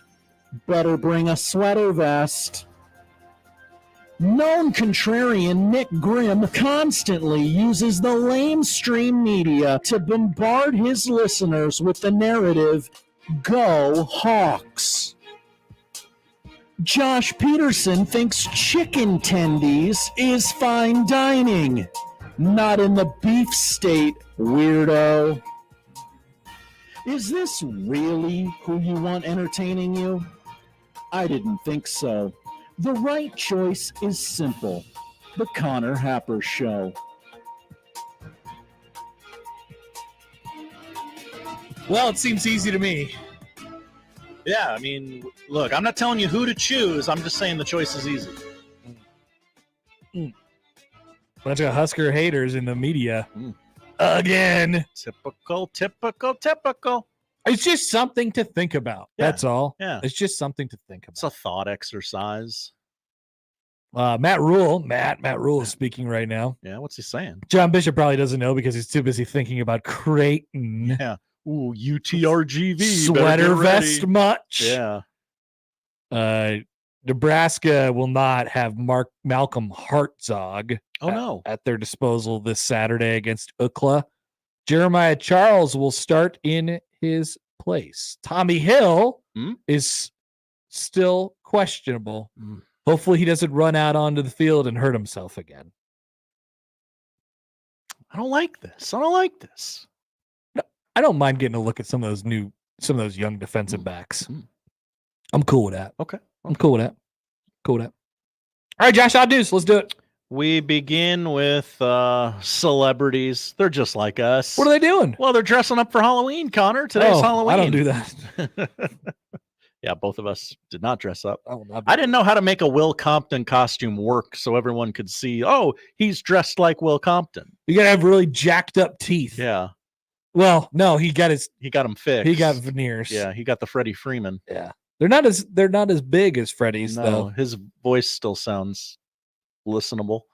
Macaulay Culkin might have won Halloween already. I don't know if that's true, guys. But he got a shout out from an NFL quarterback. The Home Alone actor dressed on Wednesday as the Cincinnati Bengals quarterback, Joe Burrow, for the October holiday, completing his fit with a number 9 jersey. Is his fit rad? Pants. I think it's pretty rad.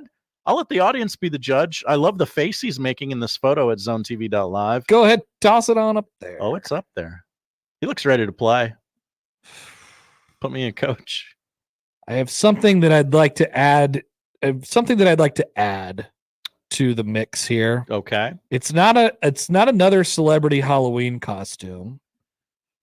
Is it a Connor Halloween costume? No. From years past? How do I get this in here? Slides? Yeah. Present slides. It's got to be in PDF form. Oh, PDF. I know. That's the most annoying part about it. What? Why? Why? Yeah. Why? It's an image. Yeah. Use.pdf. Okay. All right. Hang on. Let me just add this here. Slides. My computer. Upload file. Yeah, that's it. PDF. Huh? Now, I think Macaulay Culkin is going for this. Okay. Yeah, there is a little 40-year-old virgin to the face he's making. What's up with that? Good pull by you. Is Macaulay Culkin the 40-year-old virgin? What's going on there? Also, remember movie posters? I do remember movie posters. They don't. They don't do those anymore. They don't. Well, they still do them, but they just don't put any effort into them. Yeah. It's almost like marketing in general for movies has gone downhill. Wonder if that's a factor. He does not look like Joe Burrow, for the record. You don't think Macaulay Culkin looks like Joe Burrow? No, I think Joe Burrow looks like Macaulay Culkin. Okay, that's fair. Joe Burrow shared the image on his own Instagram. Why wouldn't this you? morning? Yeah, sure. Kevin. He said, "Touche, alleged doppelganger." So he's not a fan of this comp. Burrow. The link up between the two has been in the works for 3 years now. You might remember, but you probably don't. Back before Burrow played in Super Bowl 56, he told media members Culkin would probably be the actor best suited to play him in a movie. Yeah, that's true. Yeah, that's true. Burrow is yet to reveal his Halloween costume for this year, but with plenty of daylight left, it's not too late to look like Kevin McAllister. He'll dress up as something. Something weird. He's always wearing something, that guy. Yeah. Okay. All right. Macaulay Culkin. Yeah. I'm more interested in his brother these days. Kieran? Yeah. We love Succession. Remember Succession? What a show. People forget. We go to London where a leading cheese retailer has reported a theft of more than 24 tons of artisanal cheese as a result of what they're calling a quote-unquote sophisticated fraud, prompting a police investigation and a new local nickname. A cheese heist. The Great Cheese Robbery. Great, of course, spelled Grate. Clever. Classic. Clever. The London-based cheese distributor and retailer first announced in a statement on October 22nd that it had been the victim of a sophisticated fraud and that 950 wheels of cheese, cheddar specifically, had been stolen. Baxter? The stolen Mark cheese twice if you're in Milwaukee. was worth more than 300. And you ate the whole wheel of cheese? Cheese. $389,000 of cheese was stolen. That's a lot of cheese. That is it's a lot of cheddar. That is. Ouch. They're asking people to keep their ears and eyes peeled for good cheese going cheap. Oh, I'll watch out for the cheese. British chef Jamie Oliver was among those left reeling by the theft, calling it a brazen heist of epic proportions. Feels like we're overreacting a little. Well, I mean, you guys, celebrity chefs need their cheese. Yeah. I mean, how do you steal? I'm not even mad. I'm impressed. How do you not even steal 900? How do you steal 950 wheels of cheese? I don't know. How do you rob a casino? Well, I've seen the documentary Ocean's 11. Yeah. And I mean, they seem to pull it off rather easily. Yeah. Almost without a hitch. Just like they did with the cheese. Mm-hmm. Could that be the new Ocean's plot? Ocean's cheese. No, there's really no way to do it. No. Okay. And finally, we go to Wisconsin, where a pizzeria is apologizing repeatedly after it accidentally sold 60 pizza pies that were made with oil contaminated with THC. Oh, Famous Yeti's Pizza apologized to its customers and the community. They claim to be working closely with the local police and public health departments to find why the oil was mistakenly used in their co-op commercial kitchen. This oil, intended for another business in the co-op, contained food-grade hemp, and the police department and health department are investigating the matter. It's a 2-page article about that's bad. this. That's my take. I think it wouldn't. This is a 3-page article. This wouldn't bother as many people as I think the pizza. Obviously, you don't want to be unknowingly giving this to people, but that's right. I think there's a real market for that. Like THC roulette, you know, like. Well, no, I meant like, hey, we got the weed pizza. Like, come get the weed pizza. Oh yeah, sure, I'll buy the weed. Or if you buy a pizza and you don't know if it's going to be weed pizza or regular pizza, I think people would do that. I think people would sign up for that. Yeah, because I mean, I lost the roulette, but I still gained pizza. Yeah, chances are it could be a weed pizza. And yeah. Maybe. Spoiler alert: they're all weed pizzas. Cool, but not cool at the same time. Don't do that. Josh, thanks. Thank you, Connor. That is the odd news. Come back with us for the noon hour. We'll recap some of the things that Matt Matt Rule had to say. He also he commented on how Nebraska sent their equipment in to be upgraded. There's a scandal that we want to happen in college football again. It involves college football teams forgetting to encrypt their comms systems. How does this happen? Back after this on 1620 The Zone.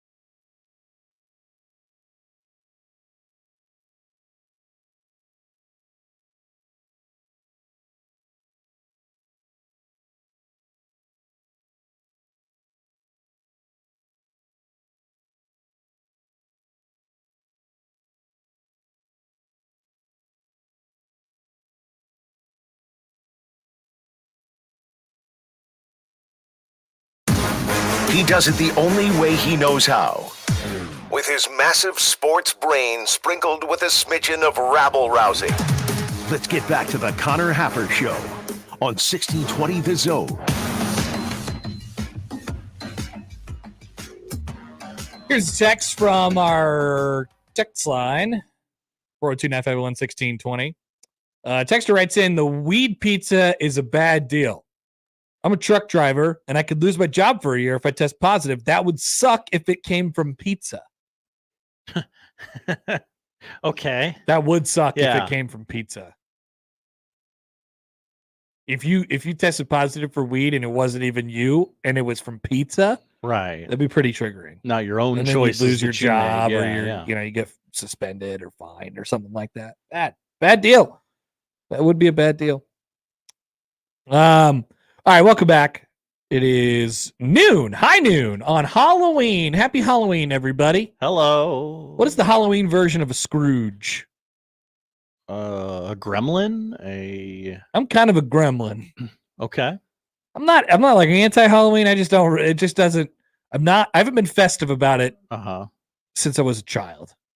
Oh, you didn't even go really barely then. The phase of like your 20s when like, okay, this is a great like party holiday. Not really. Okay. Not really. I bought a Mr. McGiblets costume once, but that wasn't even for Halloween. That was just to have. And I bought one of those. I bought one of those dinosaur blow up costumes once, but once again, everybody did. That was just to have. I just wanted to have that.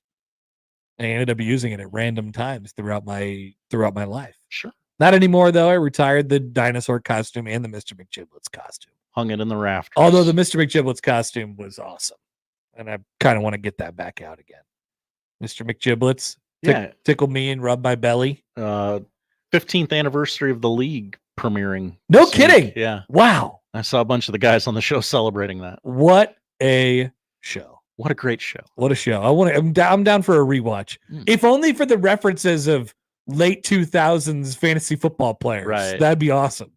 So much. Eventually that show got popular where NFL players would start appearing on it. Like Ryan Fitzpatrick was on it, I think. Yeah. Like, many NFL players ended up being on that show. It was a good show. All right. Here's a couple of things from Matt Rule. He said, so the story of the week, the Thursday press conferences with Matt Rule are always really interesting because it's just like, hey, what do you think? What do you want to, is there any injuries that you can tell us about? And do you have any updates, just on life? What's going on? And so the media is like, all right, what's topical today? And the topical story is that, there's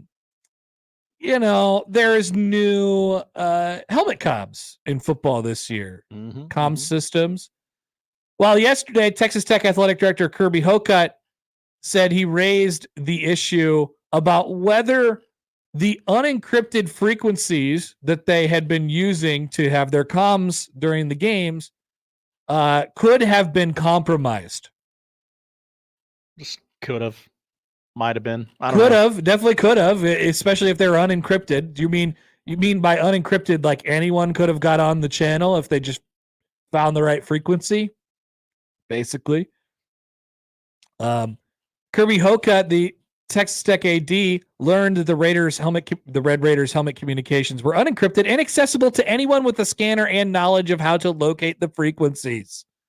The Big 12 has instructed its 10 schools playing games this weekend to send their helmet communication devices back to GSC, the provider for all 68 Power 4 teams this year, for a software update that would provide encryption. Basically, they did they did a college football 25 update. It was like, we had to put Gabe Irvin on the game. Send it back and we'll give them back to you. The modules and cutoff switches are expected to be updated and returned in time for Saturday's game. Matt Rule confirmed today that they did send their modules back to GSC and they got them back and they are now encrypted. Encryption gate, Josh. I'm just blown away that no one thought of this. So same here, first of all. I don't think that anybody was spying on anybody. I don't think that anybody was spying on anybody. But they definitely could have for basically this entire season so far, and nobody would have known. And there was I mentioned this earlier in the week, but there was a couple references after the game, Nebraska-Ohio State last week, to like, oh, did they know what was coming? It was kind of like Will Howard just like, it was weird. They just, blitzed into our run a couple times. I'm not sure. I don't know what that is. I don't know what that's all about. I don't know what that's all about. And there was some coming from the Nebraska side as well. Texas Tech has requested a report from the Big 12 on its recent games against TCU and Baylor to ensure the integrity of the games were not compromised. And the conference is accommodating that request. Hocutt, the AD at Texas Tech, told ESPN, quote, we've got to have a game. We've got to have a game whose integrity is not questionable in any way on Saturday afternoon. We owe it to the 120 young men on our football team to ensure that happens, that it's a game of fair competition and the same set of rules are enforced. Yeah. That's right. Way to go, Kirby. The SEC said, quote, we have been aware of the issue and have stayed in communication with GSC and our colleague conferences as well as the other schools, our schools. We are not aware of any instances of the system being compromised during games. GSC has developed an update to resolve the issue. We have made our schools aware of their ability to update their systems at the time of their choosing. Just check your encryption systems this weekend. Could you imagine Mac Brown trying to check his encryption system or something like that? Now, which coach is going to try and save their job by saying, I think our helmet comms were compromised. Could it be Mac Brown? Florida State, Mike Norvell. Hey. Well, there is a coach in the hot seat that was involved in one little comms snafu this year. Oh, there was some question about what the comms were like at the Texas A&M Arkansas game at Jarrah World. Oh yeah. So, and I don't know exactly what it was, but a frequency coordinator made the discovery that the helmet comms were not encrypted while setting up for the Texas A&M Arkansas game at Jarrah World this year.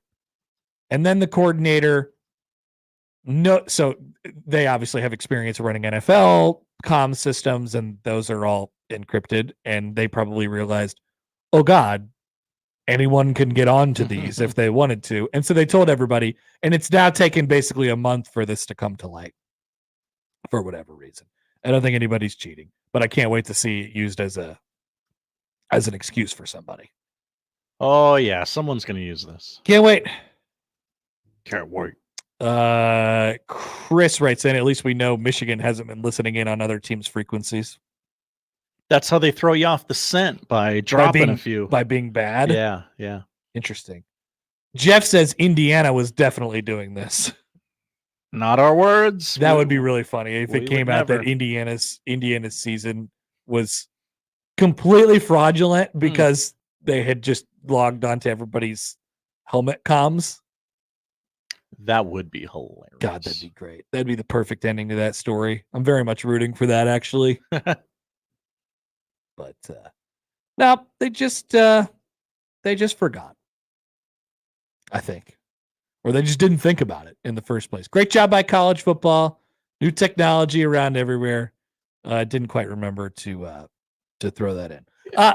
What, Josh? Oh, just they always think of these things after the fact. Oh yeah, sometimes you got to see it play out a couple times. The conferences, the standings will work themselves out. It's fine. Chad says Connor Stallion sided in Lubbock. Nah, he's too busy going on the podcast telling all the stories about how he cheated. I did it, and here's how. Yeah, pretty much.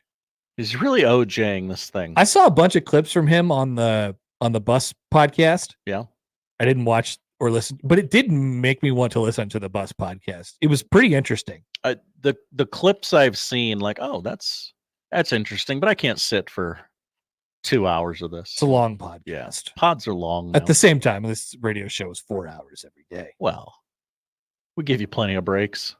That's true. And we give you opportunities to win stuff. Like you're going to do right now. Right meow? Call into the show. 402-951-1620. We're not going to take a break. We're just going to stay on through this. All right? Because I have a trivia question for you all. I have a trivia question. I have a trivia. I have an opinion, and I have a trivia question. 402-951-1620. Call in right now. I'm going to ask you a question regarding Nebraska and UCLA this weekend. If you're going to the game in Lincoln, you might want to have your tailgate before the game, or you might want to go to somebody else's tailgate. Well, we have tickets to somebody else's tailgate for you. That is the Blur Party tailgate on Saturday morning, all the way up to the game, through the game in Lincoln. You can watch a game there. There's 100 billion TVs in there. At the tailgate? Yeah, it's lit underneath the viaduct. All right, so call in 951-1620. I have a trivia question for you, and if you answer it correctly, you're winning the 4-pack. All right, which caller are we taking? I'm sorry. We're taking whoever's first, Okay. and then if they miss it, whoever's second. Okay, and we're doing this on the air. We're doing it on the air right now. This is all happening. I'm sorry. We lack the planning on this one, but this is definitely happening right now. In the meantime, I'd like to remind people that 25K 4-quarter pick'em is officially open for you all as well. While we're giving stuff away, 25K 4-quarter pick'em officially open, and we'll close of course on Saturday. Get your picks in. Last week, our winner Curtis was undefeated at 10-0. Remember, the tiebreaker is who gets it in the earliest. So you're going to want to subscribe to 1620 the email so you can open up those picks on Monday instead of Tuesday. But if you haven't got your picks in by now, you're going to want to do that. Nebraska and UCLA is one of the picks this week for the record. So get on our website right now, 1620thezone.com, and you're going to have a chance to win a piece of that prize, $25,000 by the end of the season. We will have given away. You could win $2,500 if you are the winner of the week. Okay, let's head to the phones for our Blur Party passes. Here is John, our first contestant. Hi, John. Hi. John, are you a big Husker fan? Yes. Are you going to the game on Saturday? No. Okay, well, I can get you into a tailgate. Might that be good? Sounds good. Okay, all right, here you go. Here's your trivia question. So Nebraska and UCLA have played each other a number of times. Nebraska is 7-6, so 13 times. I'm going to focus on a game that took place in the year 1988. Tell me who UCLA's starting quarterback was against Nebraska in 1988. Troy Aikman. Troy Aikman is correct. Yes. Is there celebration music? Is there give me the hit the applause button. Troy Aikman. It was a little low-hanging fruit for a trivia question. But we got to give these suckers away. John, hang on the line. Josh will grab your information. Thank you for playing. I appreciate it. Okay.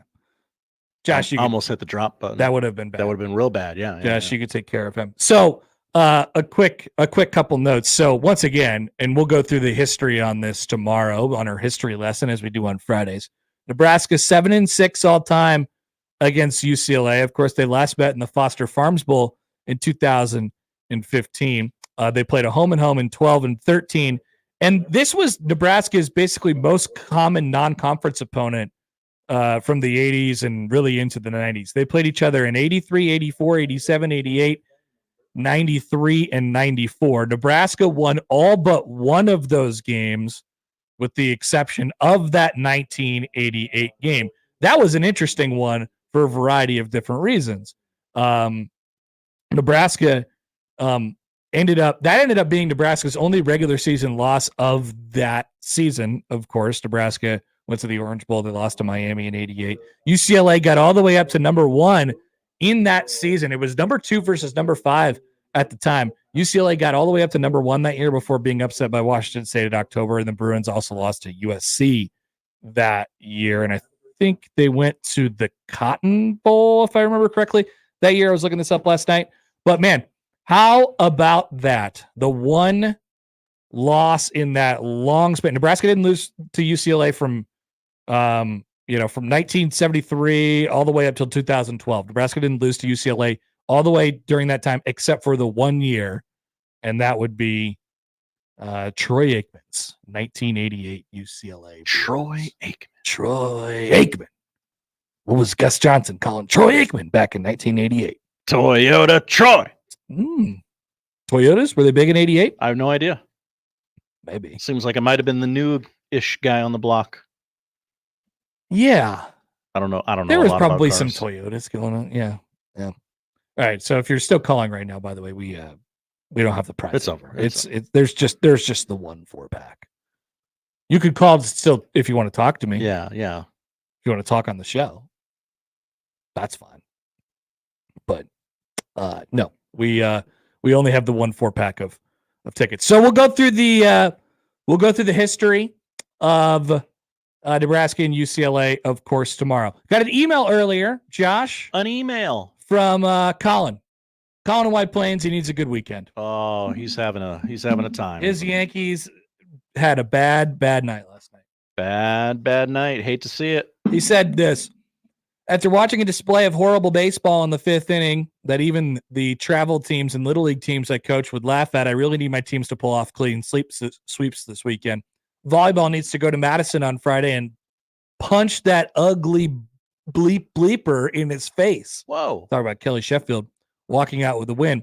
I need my alma mater to pull every single feather out of the Chair Force's mascot while sending them home with an ass whooping. Have you seen the Chair Force? Oh, the Air Force guys, they labeled the chairs, right? And you can see it from the interstate, right? Well, is this what we're talking about? Well, kind of. You almost got it. So nailed it. They did a Air Force's stadium says Air Force etched out in the seats. Like you said, you could see it. But they added Chair Force. They added CH. So it spelled out Chair Force instead of Air Force on the seats in their stadium. Good bit. I approve. I thought that was pretty good. So that is for Army. Yeah, I've seen some aerial shots of the Air Force Stadium this weekend. It says Chair Force instead of Air Force, which is pretty funny if you want to do a play on words. Anyway, Colin needs Army to win this weekend. Lastly, Colin needs the Huskers to beat UCLA and turn the page. Since the IU game, I've been relegated to having to turn on local New York sports talk radio, since everyone in Husker orbit doesn't seem to have an ounce of reality. Everyone needs to get fired. The Huskers will lose 6 straight, and whatever else crazy-ass take mentally unstable Husker fans have spewed the last 2 weeks. To make matters worse, 90% of New York sports talk radio has been taken over by Mets fans, and all they want to do is talk about how Steve Cohen was going to steal Soto away and not actually talk about the Yankees at the World Series. Wow. That's a pretty funny bit, by the way. But between the crazy takes in Husker land and the bleeping delusional Mets fans, it was enough to make me puke. I really need a reset to the feng shui of my sports fan universe. That is bleep my life, Colin in White Plains. Oh my goodness, Colin. It's been a tough time it's for okay. Colin. We live amongst crazy people around here. I do think this weekend, as we talked about this briefly yesterday, this weekend is a real, reset is actually a pretty good word for it. Nebraska wins, takes care of business this week. You have your 6th win, right? You put that aside. You're 6-3. Everything's out there on the table for you. There will be no more because if Nebraska loses to USC, Wisconsin, and Iowa, it'd be a tough ending to the year. Very.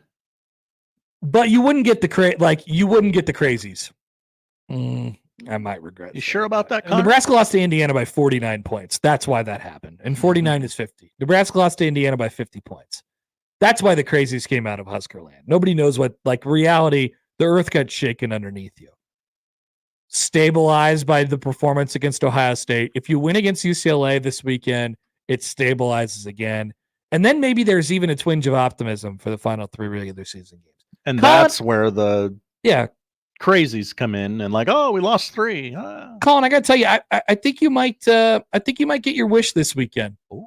I like Nebraska volleyball. I don't know about Army against the Chair Force, although Army is pretty good, undefeated. Yeah. People forget. People do forget that. Our nation's military is undefeated. And then you have Nebraska football against UCLA, which I think they'll win as well. Winnable game. It's a winnable game. I am not I also got an email earlier from who was it? I can't remember. Maybe I flagged this.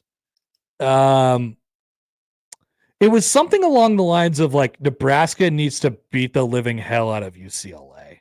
Can't just and win. I'm I don't know about that. Do they really need to beat the hell out of UCLA? Yeah, win the game. Oh, yeah, it was Jerry. Did you get this email from Jerry?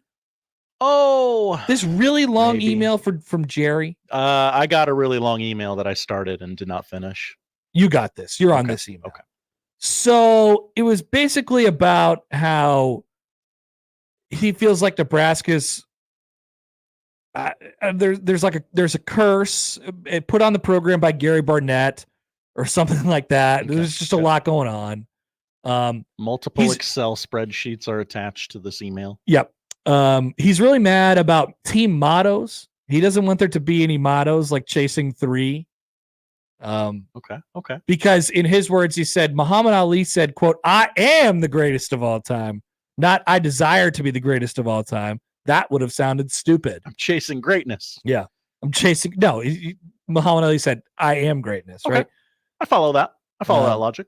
Matt Rule this week, here's from Jerry. Matt Rule this week needs to sit down with the team, tear up that stupid chasing 3 motto, show them the films of the dominant Nebraska teams, share them this list that shows that they are tied for 3rd in the total number of national championships in the last 64 years, and tell them all caps, bold and larger font, this underlined is who you are.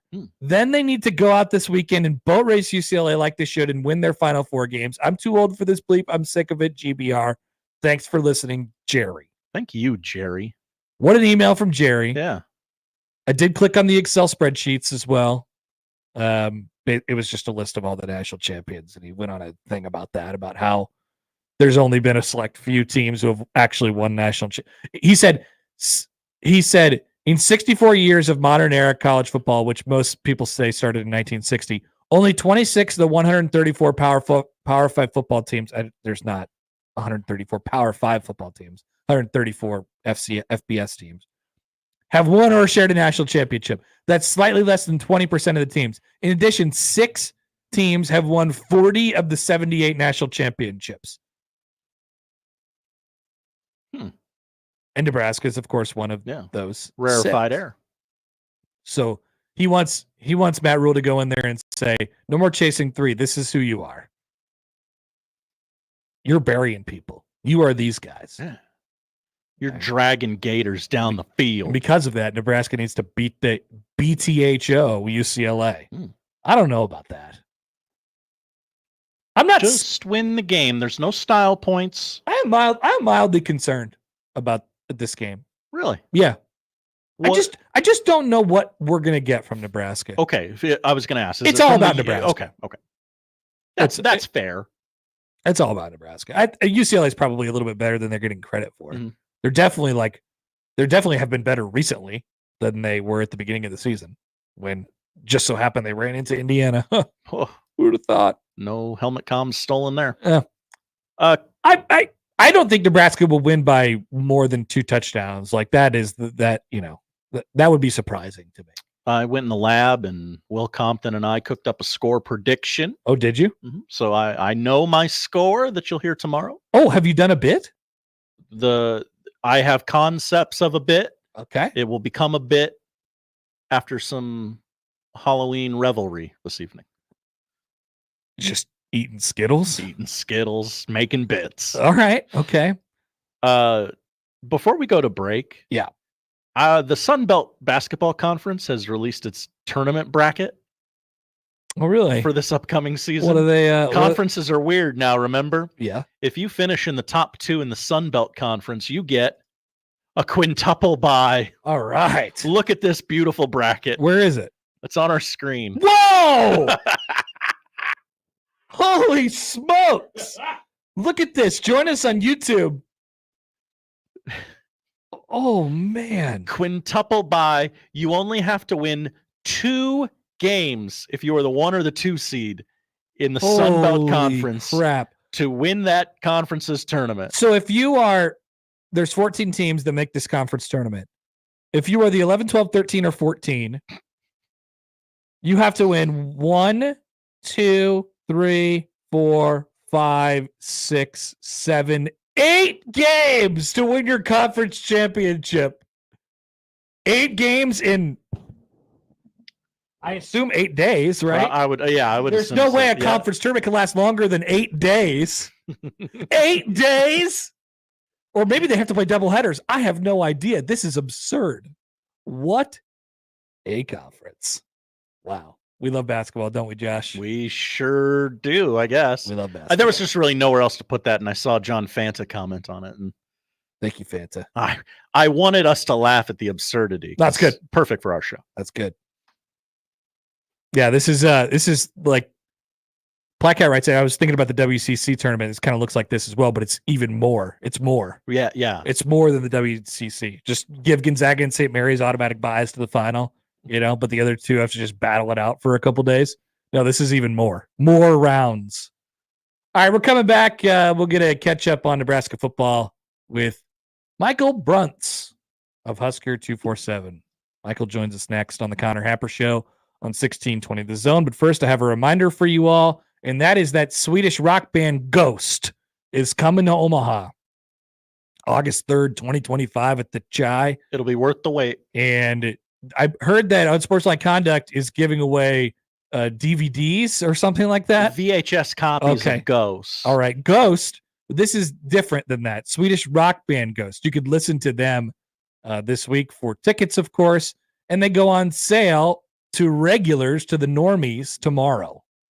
But you're going to want to get in on the action early. You can find more details on our website as well, 1620thezone.com.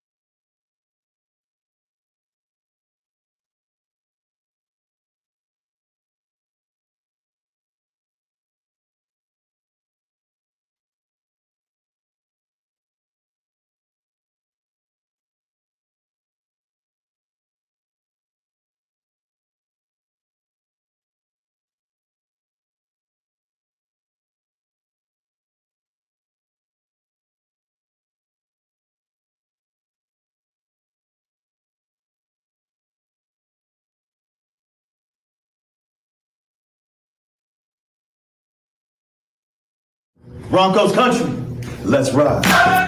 Breaking news. Michael Bruntz. This is the second time that breaking news has happened right when I come on the show. That's a good life lesson to be learned in all this. If you're going to give somebody over $100 million, make sure they're not weird. Michael Bruntz, Husker 24/7. We're now joined on the 42 Degrees Source Hotline by Michael Bruntz of Husker 247. Hello, Michael. Hello. Have you recovered from getting all that cheese and fireball shooters thrown at you on Saturday? Yeah, the only thing that I was very fortunate that the nacho cheese didn't get me.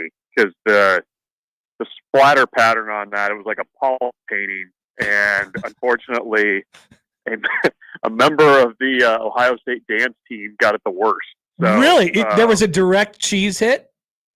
I don't know if it got on her, but it hit her. Like, and I don't know where the cheese originated from, but like, it felt like the throw was from, like, the guy was throwing it from, I'm assuming it was a guy. I probably shouldn't. That's definitely fair. But I would guess that that throw had to have come from like Cleveland. That's how far it was. So, it's got a pretty high exit velocity. Yeah, it had some arch on it. But yeah, that was the worst. I just avoided the cheese, got out of the way. How do you throw cheese? You know, well, it was in a tub. It was like in the little like to-go dish. It had a lid on it. Okay, and then it explodes on impact. And then just like a grenade, it went everywhere.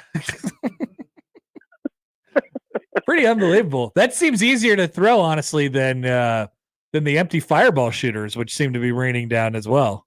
Yeah, no, there was like a couple half-empty water bottles. I saw because they were selling tall boys, and there was one that looked like it was about 3/4 full that was just kind of like doing the end-over-end thing, just spraying beer everywhere. So it was bad. I mean, I stood in the tunnel and watched the officials leave the field, and it was tense. So you've heard murmurs at Memorial Stadium. We are not. This is not new to us, right? That when the fans start to get angry about something and it goes from murmurs into something completely different. We've felt that before. What did that feel like on Saturday as Ohio State fans just gradually throughout the game continued to get more and more angry at their own team? Familiar. It felt familiar. It felt like you were at somebody's house, but everything kind of felt like your home. Like you know how? You're correct in your question that there's stages to everything. There's kind of the grumbling. The murmurs. I think right before halftime there was like some spotty boos, a few booing.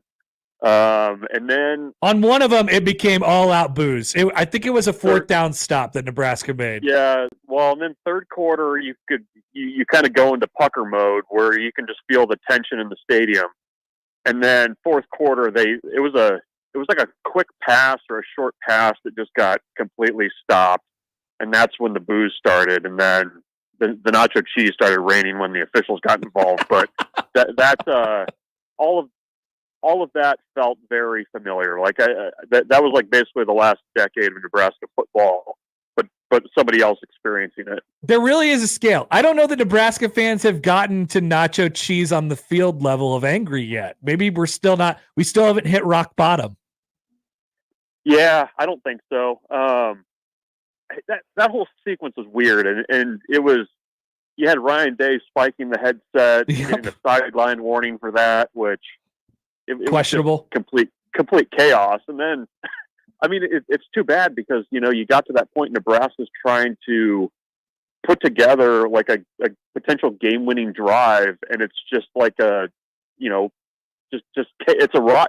It was like a mild riot is what it was.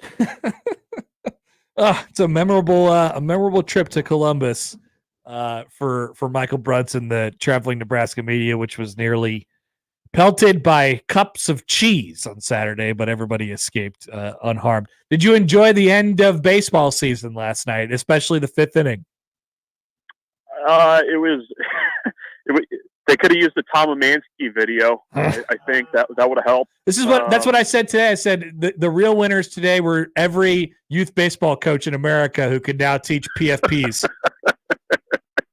Yeah, you're going to be paying a little bit of attention to that in February, I think, kids. It was fine. It was an entertaining World Series, which I appreciated, but I appreciated and kind of chuckled at all the things that the Dodgers had to overcome. Oh my God! As a franchise to get that one over the finish line. Yeah, good for them. Yeah, they were really taking exception after the game to the fact that people were yelling at them because they've been good this entire time, but they only won that 2020 World Series, and people were getting on them for that. And they were like, "Well, now what can they say?" It was like, "Yeah, everybody knew you were pretty good the whole time."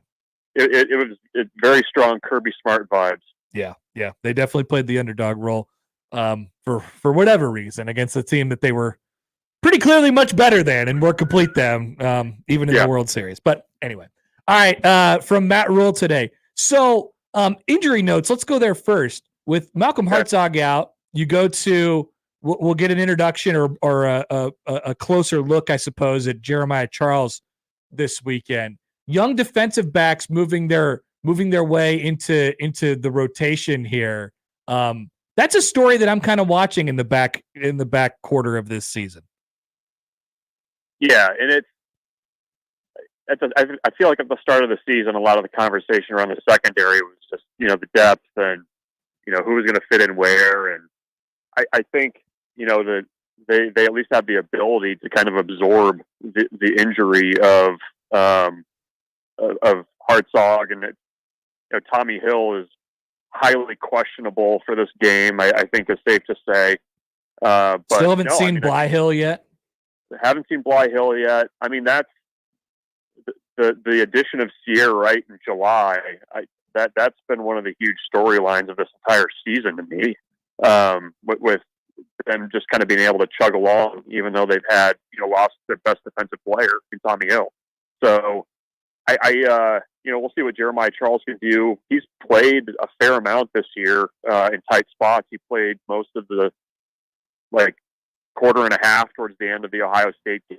So they feel like he can do it. And the thing that they have the ability to do back there too is they can mix and match a little bit. I mean, Hartzog was playing some safety, he was playing some corner, and they can move guys around if they have to. So I think they'll be okay. But I think at least one benefit of Tommy Hill being hurt and kind of having the question marks around him is they've had to lean on some of the younger guys and some of the depth more so than they probably would have if he were just healthy. Yeah. That's the way it seems. And I wonder how many more names do you think get into the mix in that defensive backfield as the season winds down? I don't know. Well, one notable depth chart change from this week was Mario Buford, the true freshman, is now on the 2 deep at safety. He replaced Derek Branch, who had been there for most of the season. He's kind of been, he burned his red shirt and has kind of been there all season, but I don't know, how much fans were aware of that. And, they traveled Braylon Prude, they traveled Caleb Benny, and they traveled Donovan Jones to Ohio State. I wouldn't be shocked to see Jones on special teams. Maybe one of those other two guys pops up there late in the year. But, with the way that Matt Rule kind of builds his roster, that's the benefit when you get to this time of year is you have a few of those young guys that can step in and maybe give you a snap or two on special teams. And I don't think a lot of teams kind of operate that way. So that's the benefit of building depth, and it's good experience for those young guys to get in there and go through the experience of a road game and being in that environment and also getting some reps while they also probably redshirt. Hey, Bruntz, where do you think we're at right now on the seemingly ever moving target of Dylan Raiola's health? There was the ankle injury that seemed to hamper him in the Indiana game quite a bit. Didn't look like it was affecting him in the Ohio State game. Then there was the shoulder stinger or whatever that was. Like, where do you think where do you think we're at going into this one against UCLA? Yeah, I don't know. We'll see. The ankle seemed fine when he was doing the crazy legs routine against Ohio State, and he's taking some shots. He's a bigger quarterback. He's a tough kid. I think it's going to take quite a bit for him to not be in there, but the benefit, I guess, to this year though is you have the second bye week coming up. You have another week to rest up, and I think this is a week where Nebraska should be able to get a little bit done through the air. So hopefully, he's strong enough and well enough to take advantage of that. But he's going to keep trying to get in there. I was even a little bit kind of curious if he was going to come in there for that last drive against Ohio State, but he ran right in there and tried to make a go of it. Yeah, I don't know what that was. It just seemed like I guess it was just a stinger. It seemed really awkward at the time when he got hurt. Like his arm was kind of dangling out there a little bit. I don't know the anatomy and how that all works, but it didn't look good at first. That's your official diagnosis. It was dangling. Well, it was just nothing going on there. Just kind of shaking it out a little bit. I suppose it could have just been a stinger, but he came right back in and threw it fine, I guess. Yeah. I don't know. We'll see. Okay. Michael Bruntz is with us from Husker 247. Kicking game. Is that how much confidence do you have? I mean, obviously it's more now compared to what it was going into last week, but is it just like a done deal now? Nebraska has a strong kicking game again? I wouldn't say done deal. I would not go that far. I would say it was a positive trend with the way things went on Saturday. Certainly, a no doubter 54-yarder. That's not bad. But I mean, we've seen enough this year that it's not just the swinging of the leg on the kicking. It's getting the snap back. It's getting the snap that you can hold easily and getting the hold down properly. And so, I think they're probably confident coming out of that game, which is a good thing. I think this coaching staff has a lot of confidence in John Holt to go in there and nail field goals if they have to. But I guess in my mind, it's can the whole operation on field goals kind of function well? Because certainly the kicker gets a lot of attention on misses, but there's been plenty of blame to kind of go around with that crew for most of the season. Yep, I'm with you. Michael Bruntz, Husker 247. All right, Bruntz, I'll let you go. Appreciate it as always, and we'll see you up there on Saturday. Sounds good. See you then. Michael Bruntz, Husker 247. Yeah, Nebraska made kicks. Ha! Long on kicks. Saturday. Long kicks. But the operation still wasn't great. The snaps were still not good. John Hole overcame some things. Somebody asked that question in our mailbag on the podcast this week, and I'm like, yeah, I don't know what led to John Hole being good on Saturday. I don't know why it turned out that way, but I don't think the snaps were that much better. And then I was trying to think of the amount of kicks he got blocked compared to the amount of kicks he just biffed, or had bad snaps on. I don't know. Like I'd love to see that picture with a great operation because clearly he has a really good leg. Clearly Rule was right about him having a good leg. Yes. He kept trying to tell us that. We're like, okay, whatever. You're just saying that. He keeps No, he missing, does. though. He made that 54-yarder is like, it was good from a long way. And it got Gus Johnson to do ha, which we really, really, really appreciate quite a bit. All right. Happer Beam guy writes in, poll question, was it dangling a little bit? Yeah, I like that one. Jeff writes in, hate to be that guy, but why has the media not asked one question about Dylon's health? Okay, so when you asked that question to You're Bruntz, like, oh, yeah. I almost cracked the mic open and said, why hasn't Crack it, anyone Josh. asked that? But I don't want it to be like accusatory. I just want to know, like, okay, if we're kind of murmuring about it in the background, why is no one think it's because point blank asking? I think it's because he came back in and looked fine on that last drive after he took the stinger. Because it clearly was that, right? Went to the injury tent, he threw it fine, coming back afterwards, obviously threw the pick. But it looked, and the play calling was atrocious. it looked comfortable enough for him. Yeah. So maybe it's a non-concern, a non-issue going into this one, but I don't know. It just curiosity sort of hit me during that time. I think it's a fair critique of the media. You could even word it like, are we worried about this? Dylan seems to be getting a bunch of little things. Is that adding up? Is that weighing on him? Oh, Josh, you should have asked the question. Ask Michael. Text him. Is it weighing on him? Is it weighing on him? All right. We'll be back. It's time for Josh Hodson to grunt the slate. Back after this on 1620 The Zone.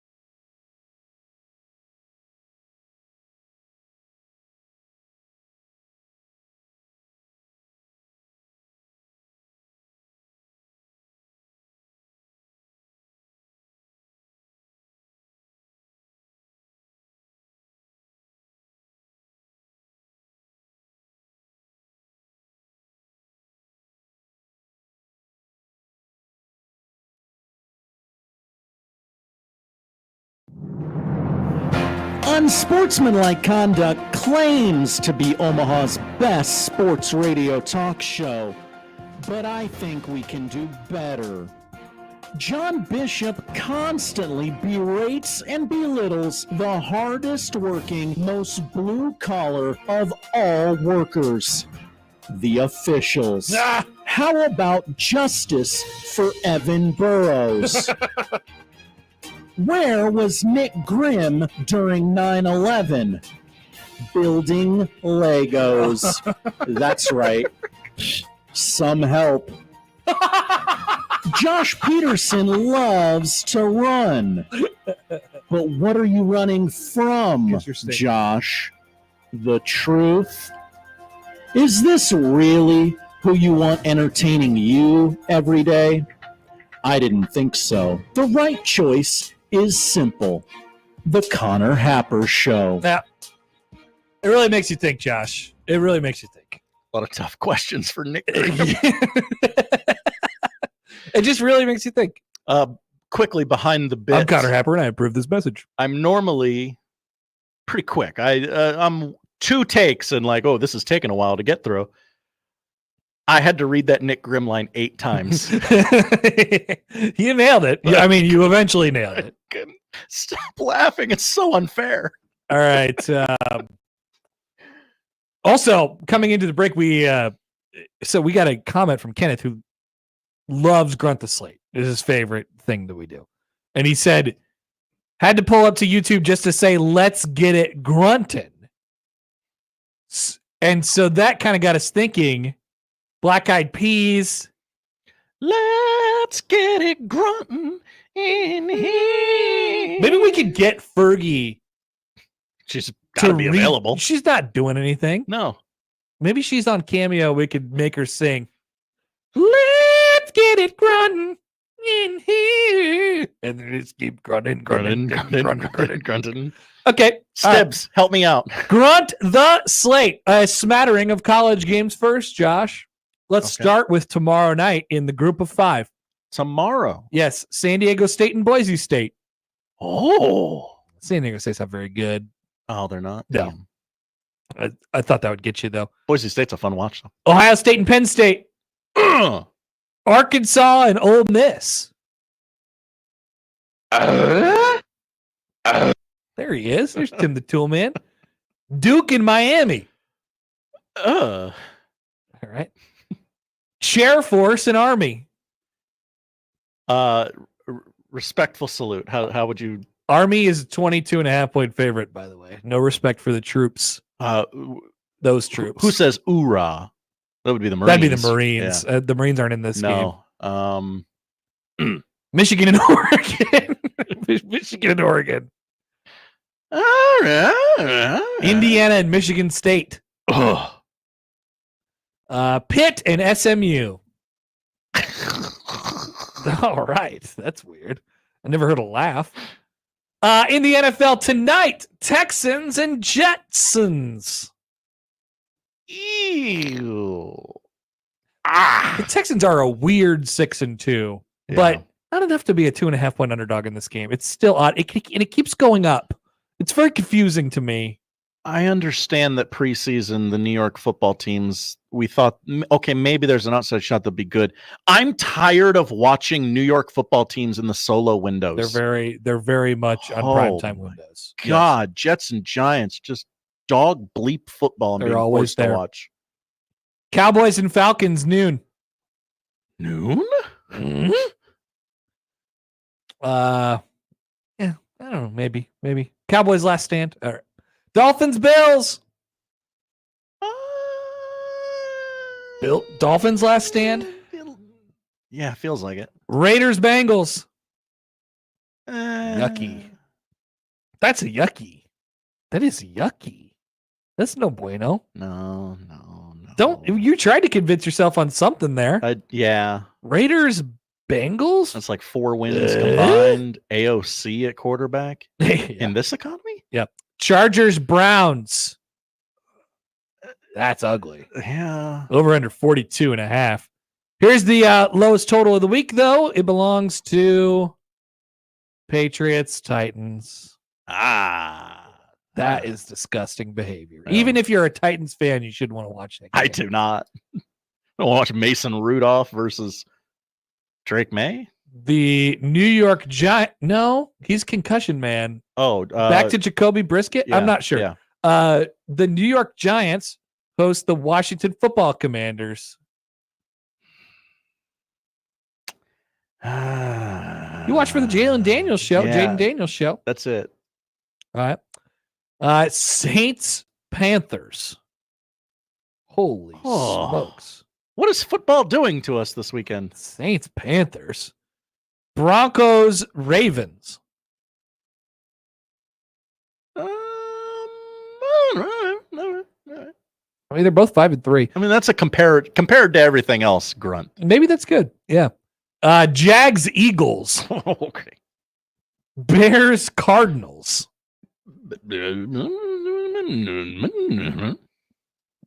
That is the most complicated grunt I've ever heard. That's a complicated game. Lions Packers. Oh. Rams Seahawks. Ah.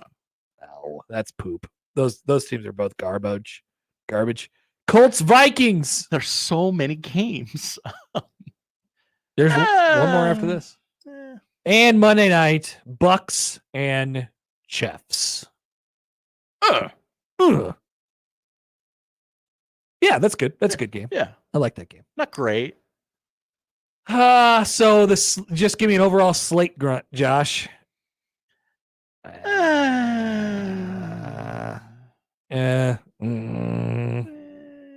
Sal says nothing against you, Josh. You do a fine grunt, but maybe one week that you should flip the script and Connor has to grunt the slate. Oh, you'll find out that there's so many games and not enough guttural noises. Not enough grunts.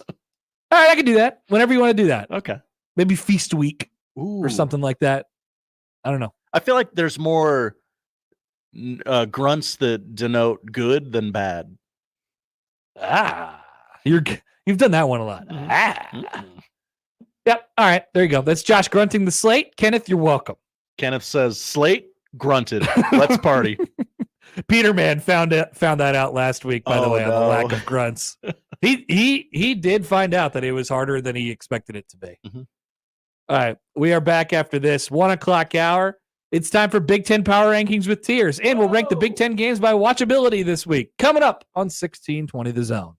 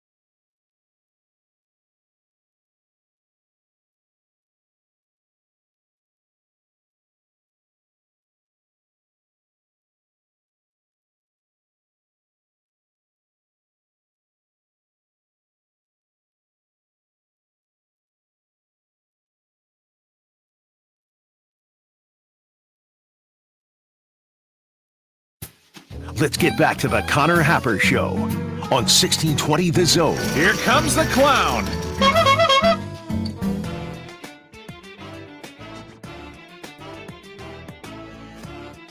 Wonder if there'll be a late run on people dressing up as trash truck drivers today. Oh, why would they do that? No reason. No reason. Okay. No reason. Yes, I think Just you're the right. world's greatest comedian decided to do a bit yesterday. Why hire comedians when you're the entertaining one? You're the one with Riz. SNL in a nutshell, man. Why hire the impersonator when the real guy says funny stuff? All right. Welcome back. 1 o'clock hour. Big Ten Power Rankings with tears. You ever cried? No, not those tears. Oh, Tears. levels. Yes. Grow up, everybody. We've added a tier this week, by the way. Whoa. No, not those kind of tiers. We've added a tier. I don't know what to do with a large swath of the conference. Oh, okay. Just a large swath of the conference. Because like we mentioned yesterday in our segment about the playoff, we're in a place right now where it's kind of hard to tell because hardly any of these teams play each other. We'll get some separation in November, obviously, and it still feels like it's weird. It still feels like we almost haven't even entered conference play. Yeah, I feel like nothing has happened nobody has been eliminated yet. Like maybe that's my holdup with the whole college football playoff thing. It doesn't even feel like the season has started yet because these conferences are so large and the conference matchups are so odd and hardly any of them have had stakes yet. We've only had like 2 games with stakes the entire year. Yeah. Like Ohio State, Oregon felt like one for stakes because of the magnitude of it all. Georgia and Alabama. Yeah. And then anytime anybody's been upset, if you want to get technical, Georgia and Texas, LSU, Texas A&M. LSU, Texas A&M was definitely a playoff. That's a playoff game for sure. Or, sorry, Texas A&M is probably going to make the playoff. I know. I don't like that. It's hard. It's hard to really fathom. It's hard to understand, but it's probably the truth. All right, so here we go. I have named the tiers kind of literally this week. Kind of literally. Literal tiers. Just literal tiers. Yeah, it just goes down the line. Tier number 1 is called this one's not so literal. There is it's a little wordy, so forgive me. Okay. There's a one-way door to this tier, and it's the one that gets you out. There is officially no more entering this tier. You can only get out. Oh, okay. Okay. You are in this room. You can leave it, but you can't join it for the first time. All right. I follow. 4 teams. 4. In order. Power rankings. Oregon, Ohio State, Penn State, and Indiana. Connor, why do you have Ohio State ahead of Penn State and Indiana? Connor, why do you have the Buckeyes ahead of those other 2 dregs? I don't know. I guess I'm an Ohio State honk. I guess an Ohio State homer. Gee, wonder if Penn State's going to do the same thing they always do on Saturday. Yeah, I wonder who will win this week between Ohio State and Penn State. It's a pretty hyped game, right? Yeah. They'll have a big crowd. It'll be Big Dune. Ha ha! I wonder who will win. I wonder who will win. And then Indiana, Ohio State coming up in a couple weeks as well. I also wonder who will win. Many are wondering. Also, by the way, did you know? So on Oregon, I just saw a stat. It's kind of involves Oregon.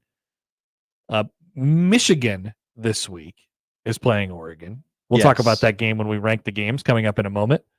Brett McMurphy just tweeted out a stat. If I can find it on my scroll back here. It's that Michigan has not beaten a number 1 ranked team since like the 80s, I think. Oh, wow. Let me find this real quick so I don't get it wrong. Michigan hosts number 1 Oregon Saturday, looking to snap an 8-game losing streak against number 1 ranked teams. Michigan's last win against the number 1 team was in 1984 against Miami. Oregon is a 14.5-point favorite against Michigan via Circa Sports, by the way. Tight money line splits. Low holds, things like that. So the workaround to this is that Michigan has not beaten a number 1 ranked team in 40 years, but they've won 2 national championships during that time. You said one and a half, I guess. 84? 84. My entire life. Yeah. I'm an old. They have not beaten a number 1 team that entire time, but they've won 2 national championships. One. Yeah. Really, truly won. Let's get it right. They did win last year, and they were ranked number 1 for the majority of the year. So how are they supposed to beat number 1 if you're ranked number 1 the entire time? Can't beat yourself. You're not the Yankees. That's tier 1. One-way door. You cannot get in. No, the entry fee will not get you in anymore. There's no game you can win. There's no way into this tier anymore. It's either you're leaving it. There might be just one team left standing at the end of this. It might be Oregon. Who knows? It might be Ohio State. Who knows? But Indiana. It might be Indiana. It could be Indiana. Tier number 2 in the Big Ten this week is I think we're good. There's only 2 teams in this tier. Okay. It's called I think we're good. Illinois and Wisconsin. I think Wisconsin. I think they're good. I think they're good. I'm less sure about the next group of teams that I'm about to mention. You have Wisconsin. Illinois and quite Wisconsin. high. I am, yes. Okay. Wisconsin rolling right now. I've not paid attention to them, I guess. I know they lost to Penn State, but I like the look of that group okay a little bit right now. They're running it. They're doing some good things, playing a little bit of defense. I'm more sure about Wisconsin than I am about the next team that I'm going to mention and the next group that I'm going to mention. And this group is called I'm less sure we're good. Literal, right? These teams are, you could throw Illinois and Wisconsin into this group and probably be fine with it. I'm just less sure about these teams than I am about those first 2. So this goes 7 through 11. Iowa, Michigan, Nebraska, Minnesota, and USC. Yeah, all those teams feel like they're on the same plane. Just kind of, USC, what's good, USC doing here? Good, not bad, but they're all inconsistent. But what's USC doing here? USC is shockingly and hilariously struggling, but not only struggling, they're 2-4 in the conference at the moment. They lost to Maryland. Yeah, that's a weird one. Yeah. They also lost to Minnesota late. They lost to Michigan earlier in the season. They're going to look back on the season. They're going to say, what the hell happened? Yeah. What did we do? They finished with Washington, Nebraska, and UCLA in conference before they play Notre Dame in their final game of the season. And locking out the media will definitely help. Definitely. So they're not trending well, but you could get, they might be good on any given week. They might be pretty bad on any given week. Tier number 4. I'm pretty sure we're not good. Okay. Seems like the next progression. Sure. Michigan State, Washington, and Rutgers. I'm pretty sure we're not good. Wow. It's been quite the plummet for Rutgers. Yeah. What a difference 2 months makes. This was going to be part of this segment today, Josh. I have to wash myself of the Rutgers love. It's over. And Nebraska only beat them 14-7, Connor.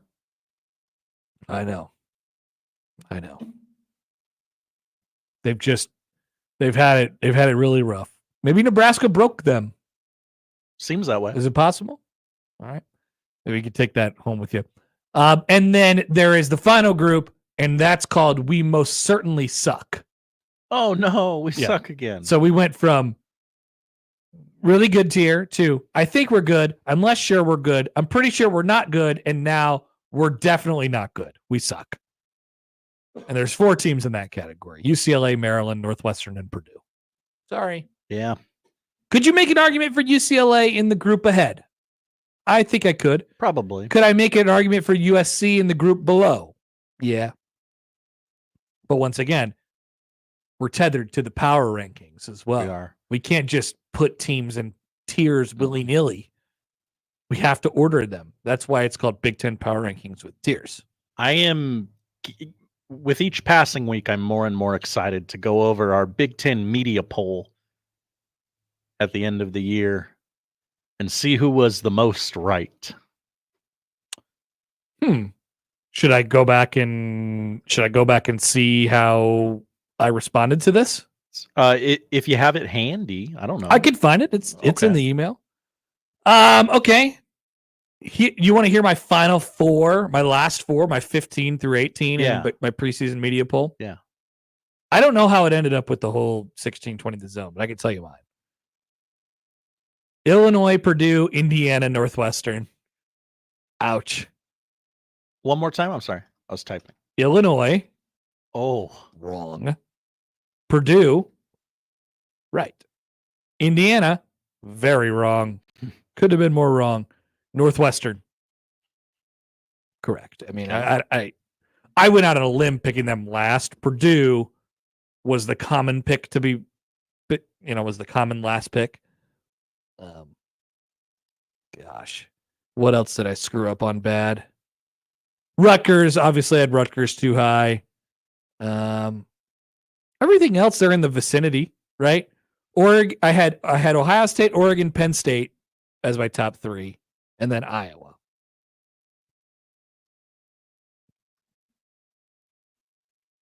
And then you have this kind of mix of like, oh, we're 6-3 or we're 5-4. Michigan, Rutgers.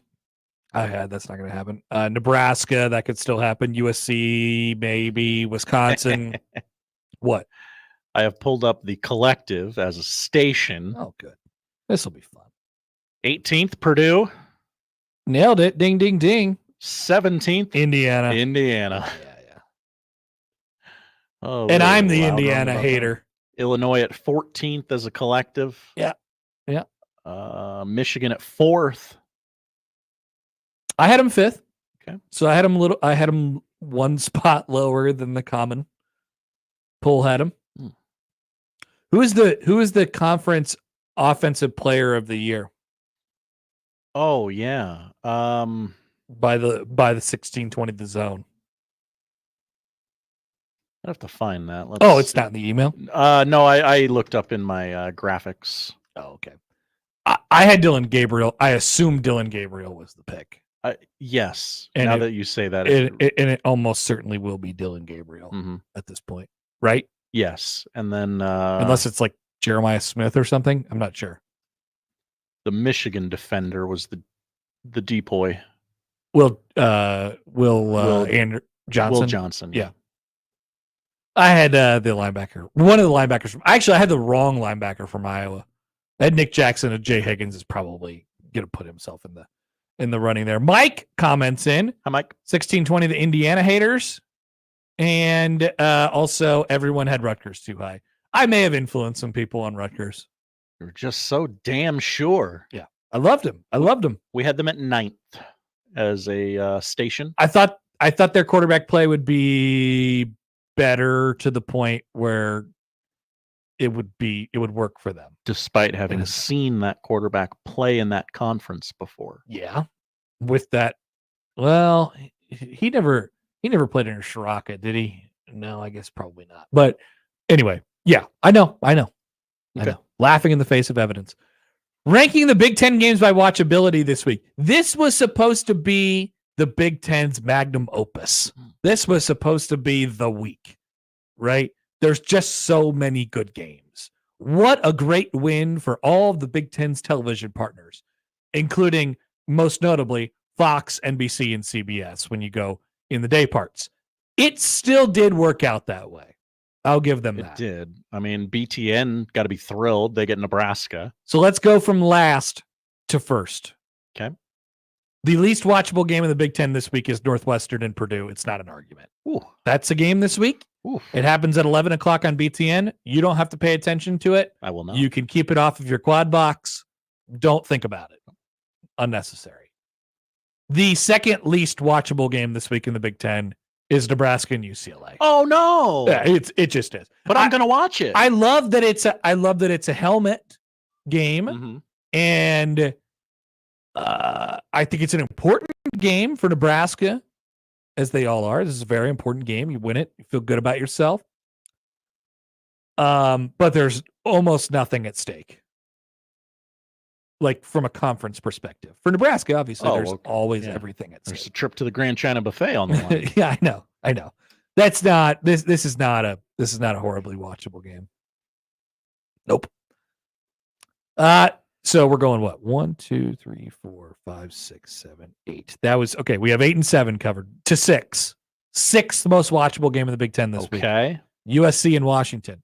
This was one of the games that was supposed to be a big TV product at the beginning of the year. Sure. It's not now. National runner-up. This game, Brand in USC. This game got relegated to 6:30 BTN this week. Ooh. Two teams that just it hasn't gone like they had hoped this year. New conference is tough. It's very difficult. Very difficult. So USC and Washington is my 6th most watchable. 5th most watchable. Top 5. Minnesota and Illinois. As we all predicted. I love Minnesota and Illinois. This is an interesting game. Interesting game. I don't know how watchable it is, like aesthetically. I think there's stakes. No, absolutely. I think there's stakes. I want to watch games with stakes. That's going to look like a Big Ten football game. Maybe. I don't know what the weather looks like in Champaign, but maybe. I kind of like the cut of Minnesota's jib right now. Turn to maybe not a corner, but like I'm interested. They got up off the mat. Yeah, I'm interested, and I'm obviously interested in Illinois because I think there's a really good chance that they could finish 10-2, and people aren't talking about it. The playoff Illini, as you called them. Well, maybe you've got 37 teams in the playoff this year. Now we hit the top 4. This is where it changes. Creme de la creme. Indiana and Michigan State. Watchable? Oh, yeah. You love watching Indiana. How many times? Indiana's a fun team to watch. But how many times have we seen Michigan State is always the team that for whatever reason can just pull it together for one game. That's their role in this conference. It's a 500 to sub 500 team. And I think they have a pretty good coach, by the way. Definitely. But they have good players, and they'll get great performances from quarterbacks like every now, and they always just find a way to pull it together. They've had epic battles with Ohio State, back in the day. Obviously, the program's taken on a little bit of a different light now. This game will not be an Indiana blowout. And I know you're thinking, oh my God, here goes Indiana hater Connor again. Connor discrediting Indiana at every turn. Michigan State is an 8-point underdog. I got it at 7.5. The FanDuel Sportsbook I'm right looking in front at of my face. I'm looking at 8 on ESPN Bet. Oh, all right. I think this game will be in the neighborhood of a touchdown. I think a tutty. It's a good line, and I wouldn't be terribly surprised to see the Spartans get her done. Oh, hello. I think this is a watchable game. You're saying things. It's a watchable game. Watchable game. That is at 2:30 on Peacock. How many devices can I load that up on? Top 3: Oregon, Michigan. Oh, don't watch this. Listen to it on 1620 The Zone, where we might have to cut the ending off depending on when the Nebraska game is. Most listenable game. 2:30 CBS if you're interested in watching it, though, which I don't know why you would. You've seen the Big House before. Yeah. I mean, it's still pretty cool that Oregon and Michigan play each other in a conference game. Yeah. Right? It's good. It's sexy. It's good. You got the West Coast team going to the established Big Ten power, won the national. Like, that's fun. I don't care what Michigan's been this year. That's fun. Wisconsin and Iowa. Steak City. This is my second most watchable game of the week, Josh. All of a sudden. This is Steaks City. Both teams are 5-3, 3-2.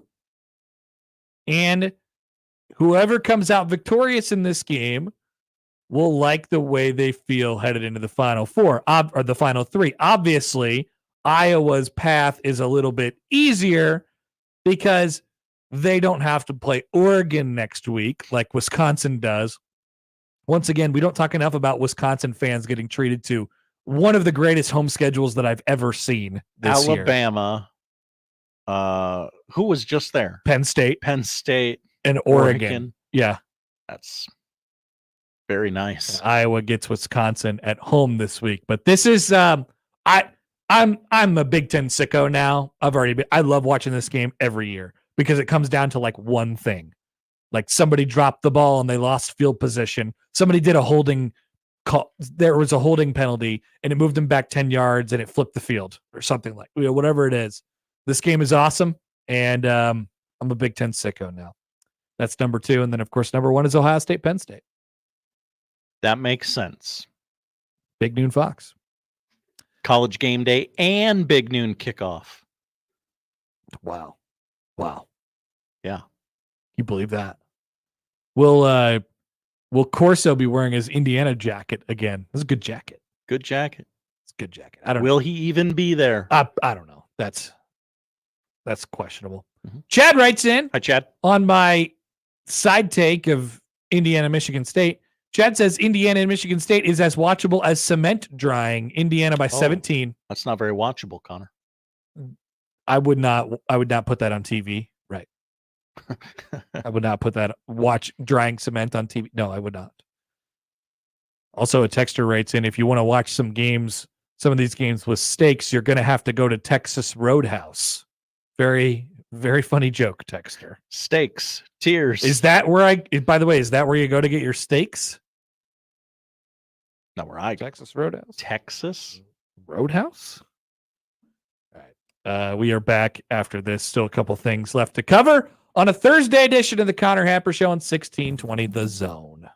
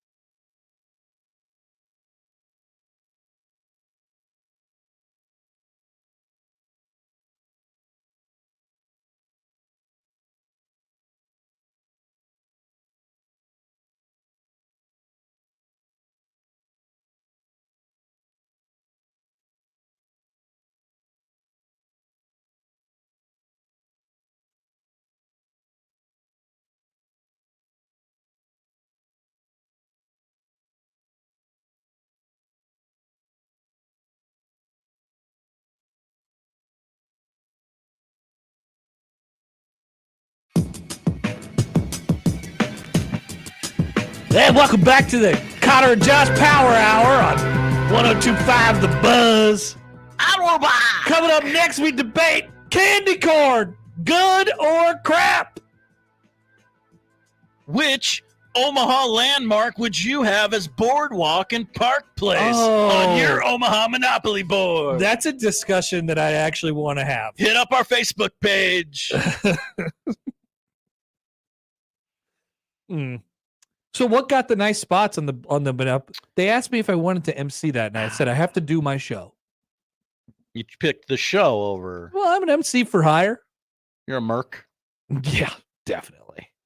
Absolutely. So what's the board look like? I didn't get an email about this.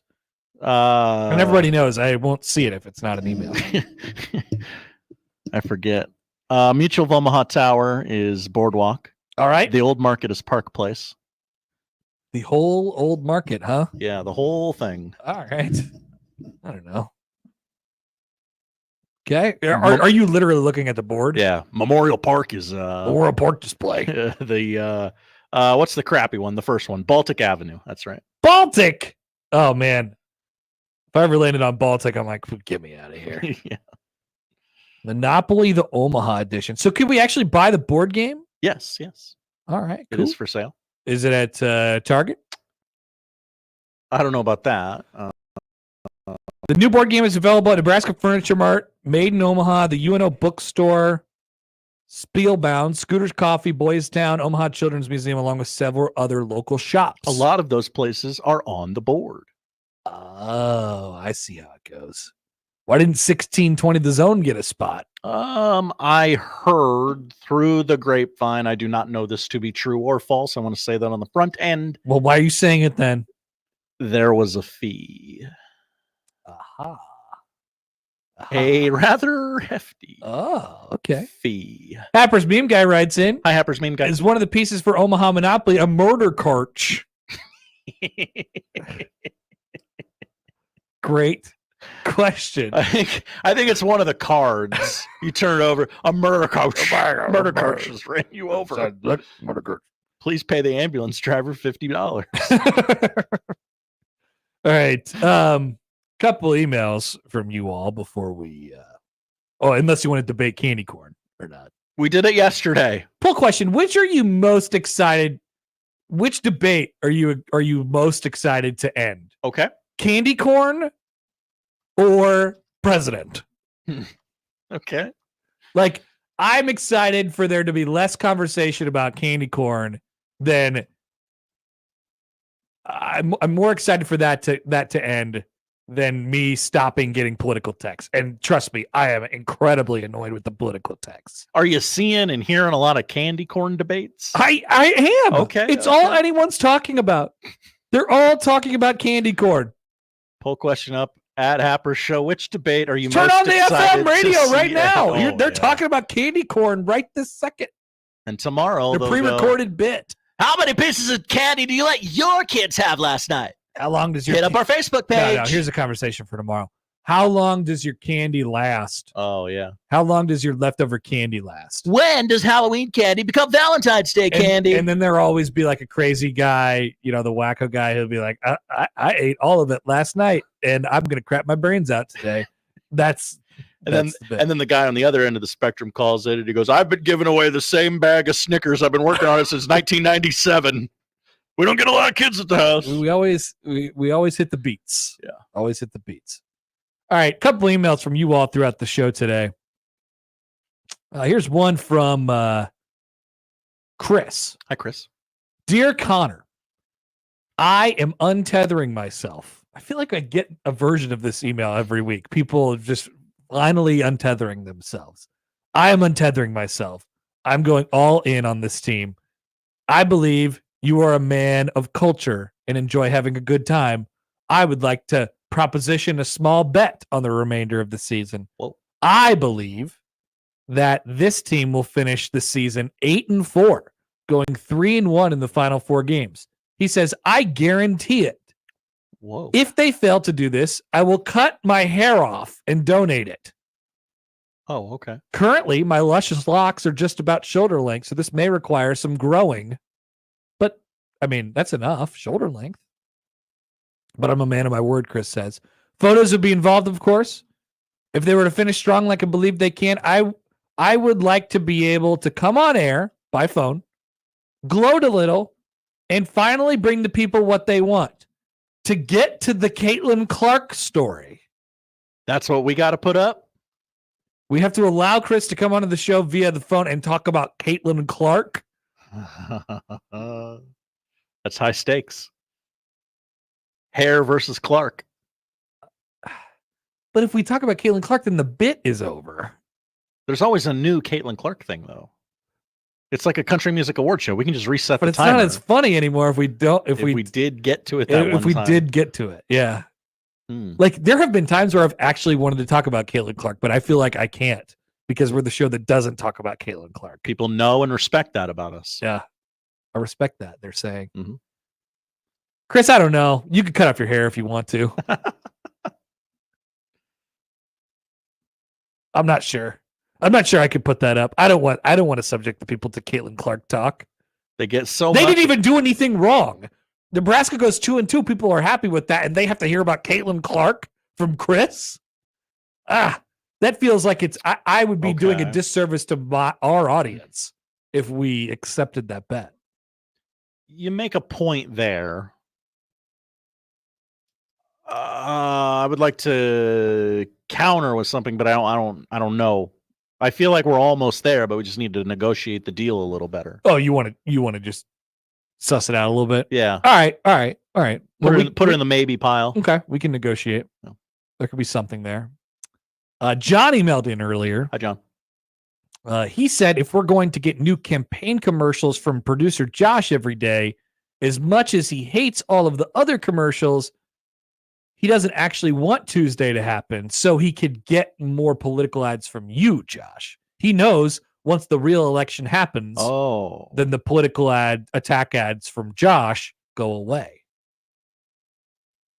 Well, seems rather likely that Tuesday will not be the end of the quote-unquote election cycle.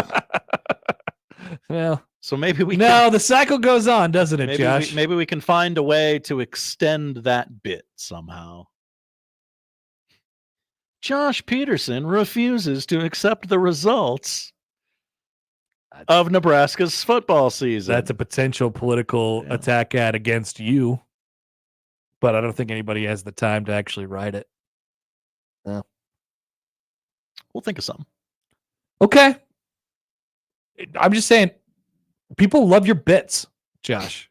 There's a sentence. People love your bits. They want you to keep doing bits. That's why I keep doing it, because I'm like, I got other things that I could be doing, but I think it makes the show sound better and people like them. So I will choose the show. I am going to record something tomorrow to be played on the show Monday. I'm not here on Monday. That's right. All right. So I'm going to record something from Time Travel and Connor. Ooh. I'm going to predict the game. And I'm going to try and do some real exact things. I'm going to say hello from the past. I'm going to say, all right, congrats on this big win, blah, blah, blah, blah, blah, or whatever, whatever I say. And then we'll play it on the show on Monday when I'm not here. And then I expect to get a whole bunch of tweets. People probably being angry at me while I'm watching a women's basketball game between Nebraska and Omaha. Why would you say that? I don't know. Yeah. So that's the only bit that I have in the hopper. Travis says, I'd like to object to Connor being referred to as cultured. No, not feeling it. I'm feeling it. I appreciated that Venmo Chris said that I was cultured. That was really nice of him. I think your cultured is different than like what we generally think of as cultured, like theater, the charity, things like that. What is my kind of culture? Like you're aware of like the pop culture things from like TikTok and like, that's not being cultured. That is the culture right now. Like that's. But I don't want to be that kind of cultured. I want to be a different. I want to be a different kind. I want to be Connor. I want to be a person who's like tried all the food and like met all the people and been in different places, and that's what I think cultured is. Like going to Spain. That's culture. If it were not for you, I've never been to Spain. The first time I would have heard of the Costco guys would have been this week on Jimmy Fallon. Jimmy Fallon. Who are those?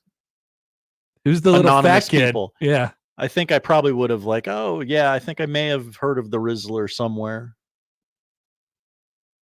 I do keep you up to date on the things that now. Here's what I didn't. This is not the kind of culture that I want to be either. So I got a tweet this morning from Travis Klineski, our chief meteorologist, our guy. So Travis decided to dress up in a Halloween costume today for work. He wore a Tua Tagovailoa jersey, and he had a mohawk. What do you think he was? He had a mohawk, and he wore a Tua jersey. Hawk Tua. Yeah. And he said that he thought of me and Gary. Oh no! And I said, "Oh no! Exactly. That's not the kind of culture I want to be." We're not the show that talked about it. Exactly. Why did I get dragged into this? We're not the show that played the drop for months on end. I am not about the Hawk Tua. Not about that. So when you think of the Hawk Tua, don't think of me. This is the third or fourth show on 1620 The Zone you should be thinking of when that comes up. Third or fourth. Yeah. I don't know what After Hours Yeah, is I'm not doing. sure. They probably, I don't know. I don't know what they're talking about over there. They have the afternoon show has got a drop. Yeah. Right there. They can play anytime they want. And Gary's listening to it religiously. Yeah. So, yeah. I was mildly offended by that. But you roll with the punches. You just have to be really, really aware of what people, what categories of people put you in, And you got to go against it if you feel like you're in the wrong group. Oftentimes we get put into boxes that we're not even aware of. Yeah. All right. Dan, the producer of After Hours, writes in. Hi, Dan. After Hours is mostly about keeping your piss hot. Oh. Okay. All right. Is that a Hawk Tua thing? Well, people that football guys were like that. That'll get your. Yeah. I bet you've heard a couple people talk about hot pee. I have. Josh, I have. Yeah, I bet. You're around a football team enough. All right. I don't know what that segment even was. We'll come back. The poll questions. We have a few of those today. But Josh, God, Josh, we didn't do the best poll questions of the month. There's no room. There was. There really was. No, It is done. Can we do it tomorrow? Yes, please. It's typed out. I got my hard copy. All right. Best poll questions of the month of October is tomorrow, November 1st. That way we get the full sampling of October as well. All right. Back after this with the polls. We'll tell you what to watch on 1620 The Zone.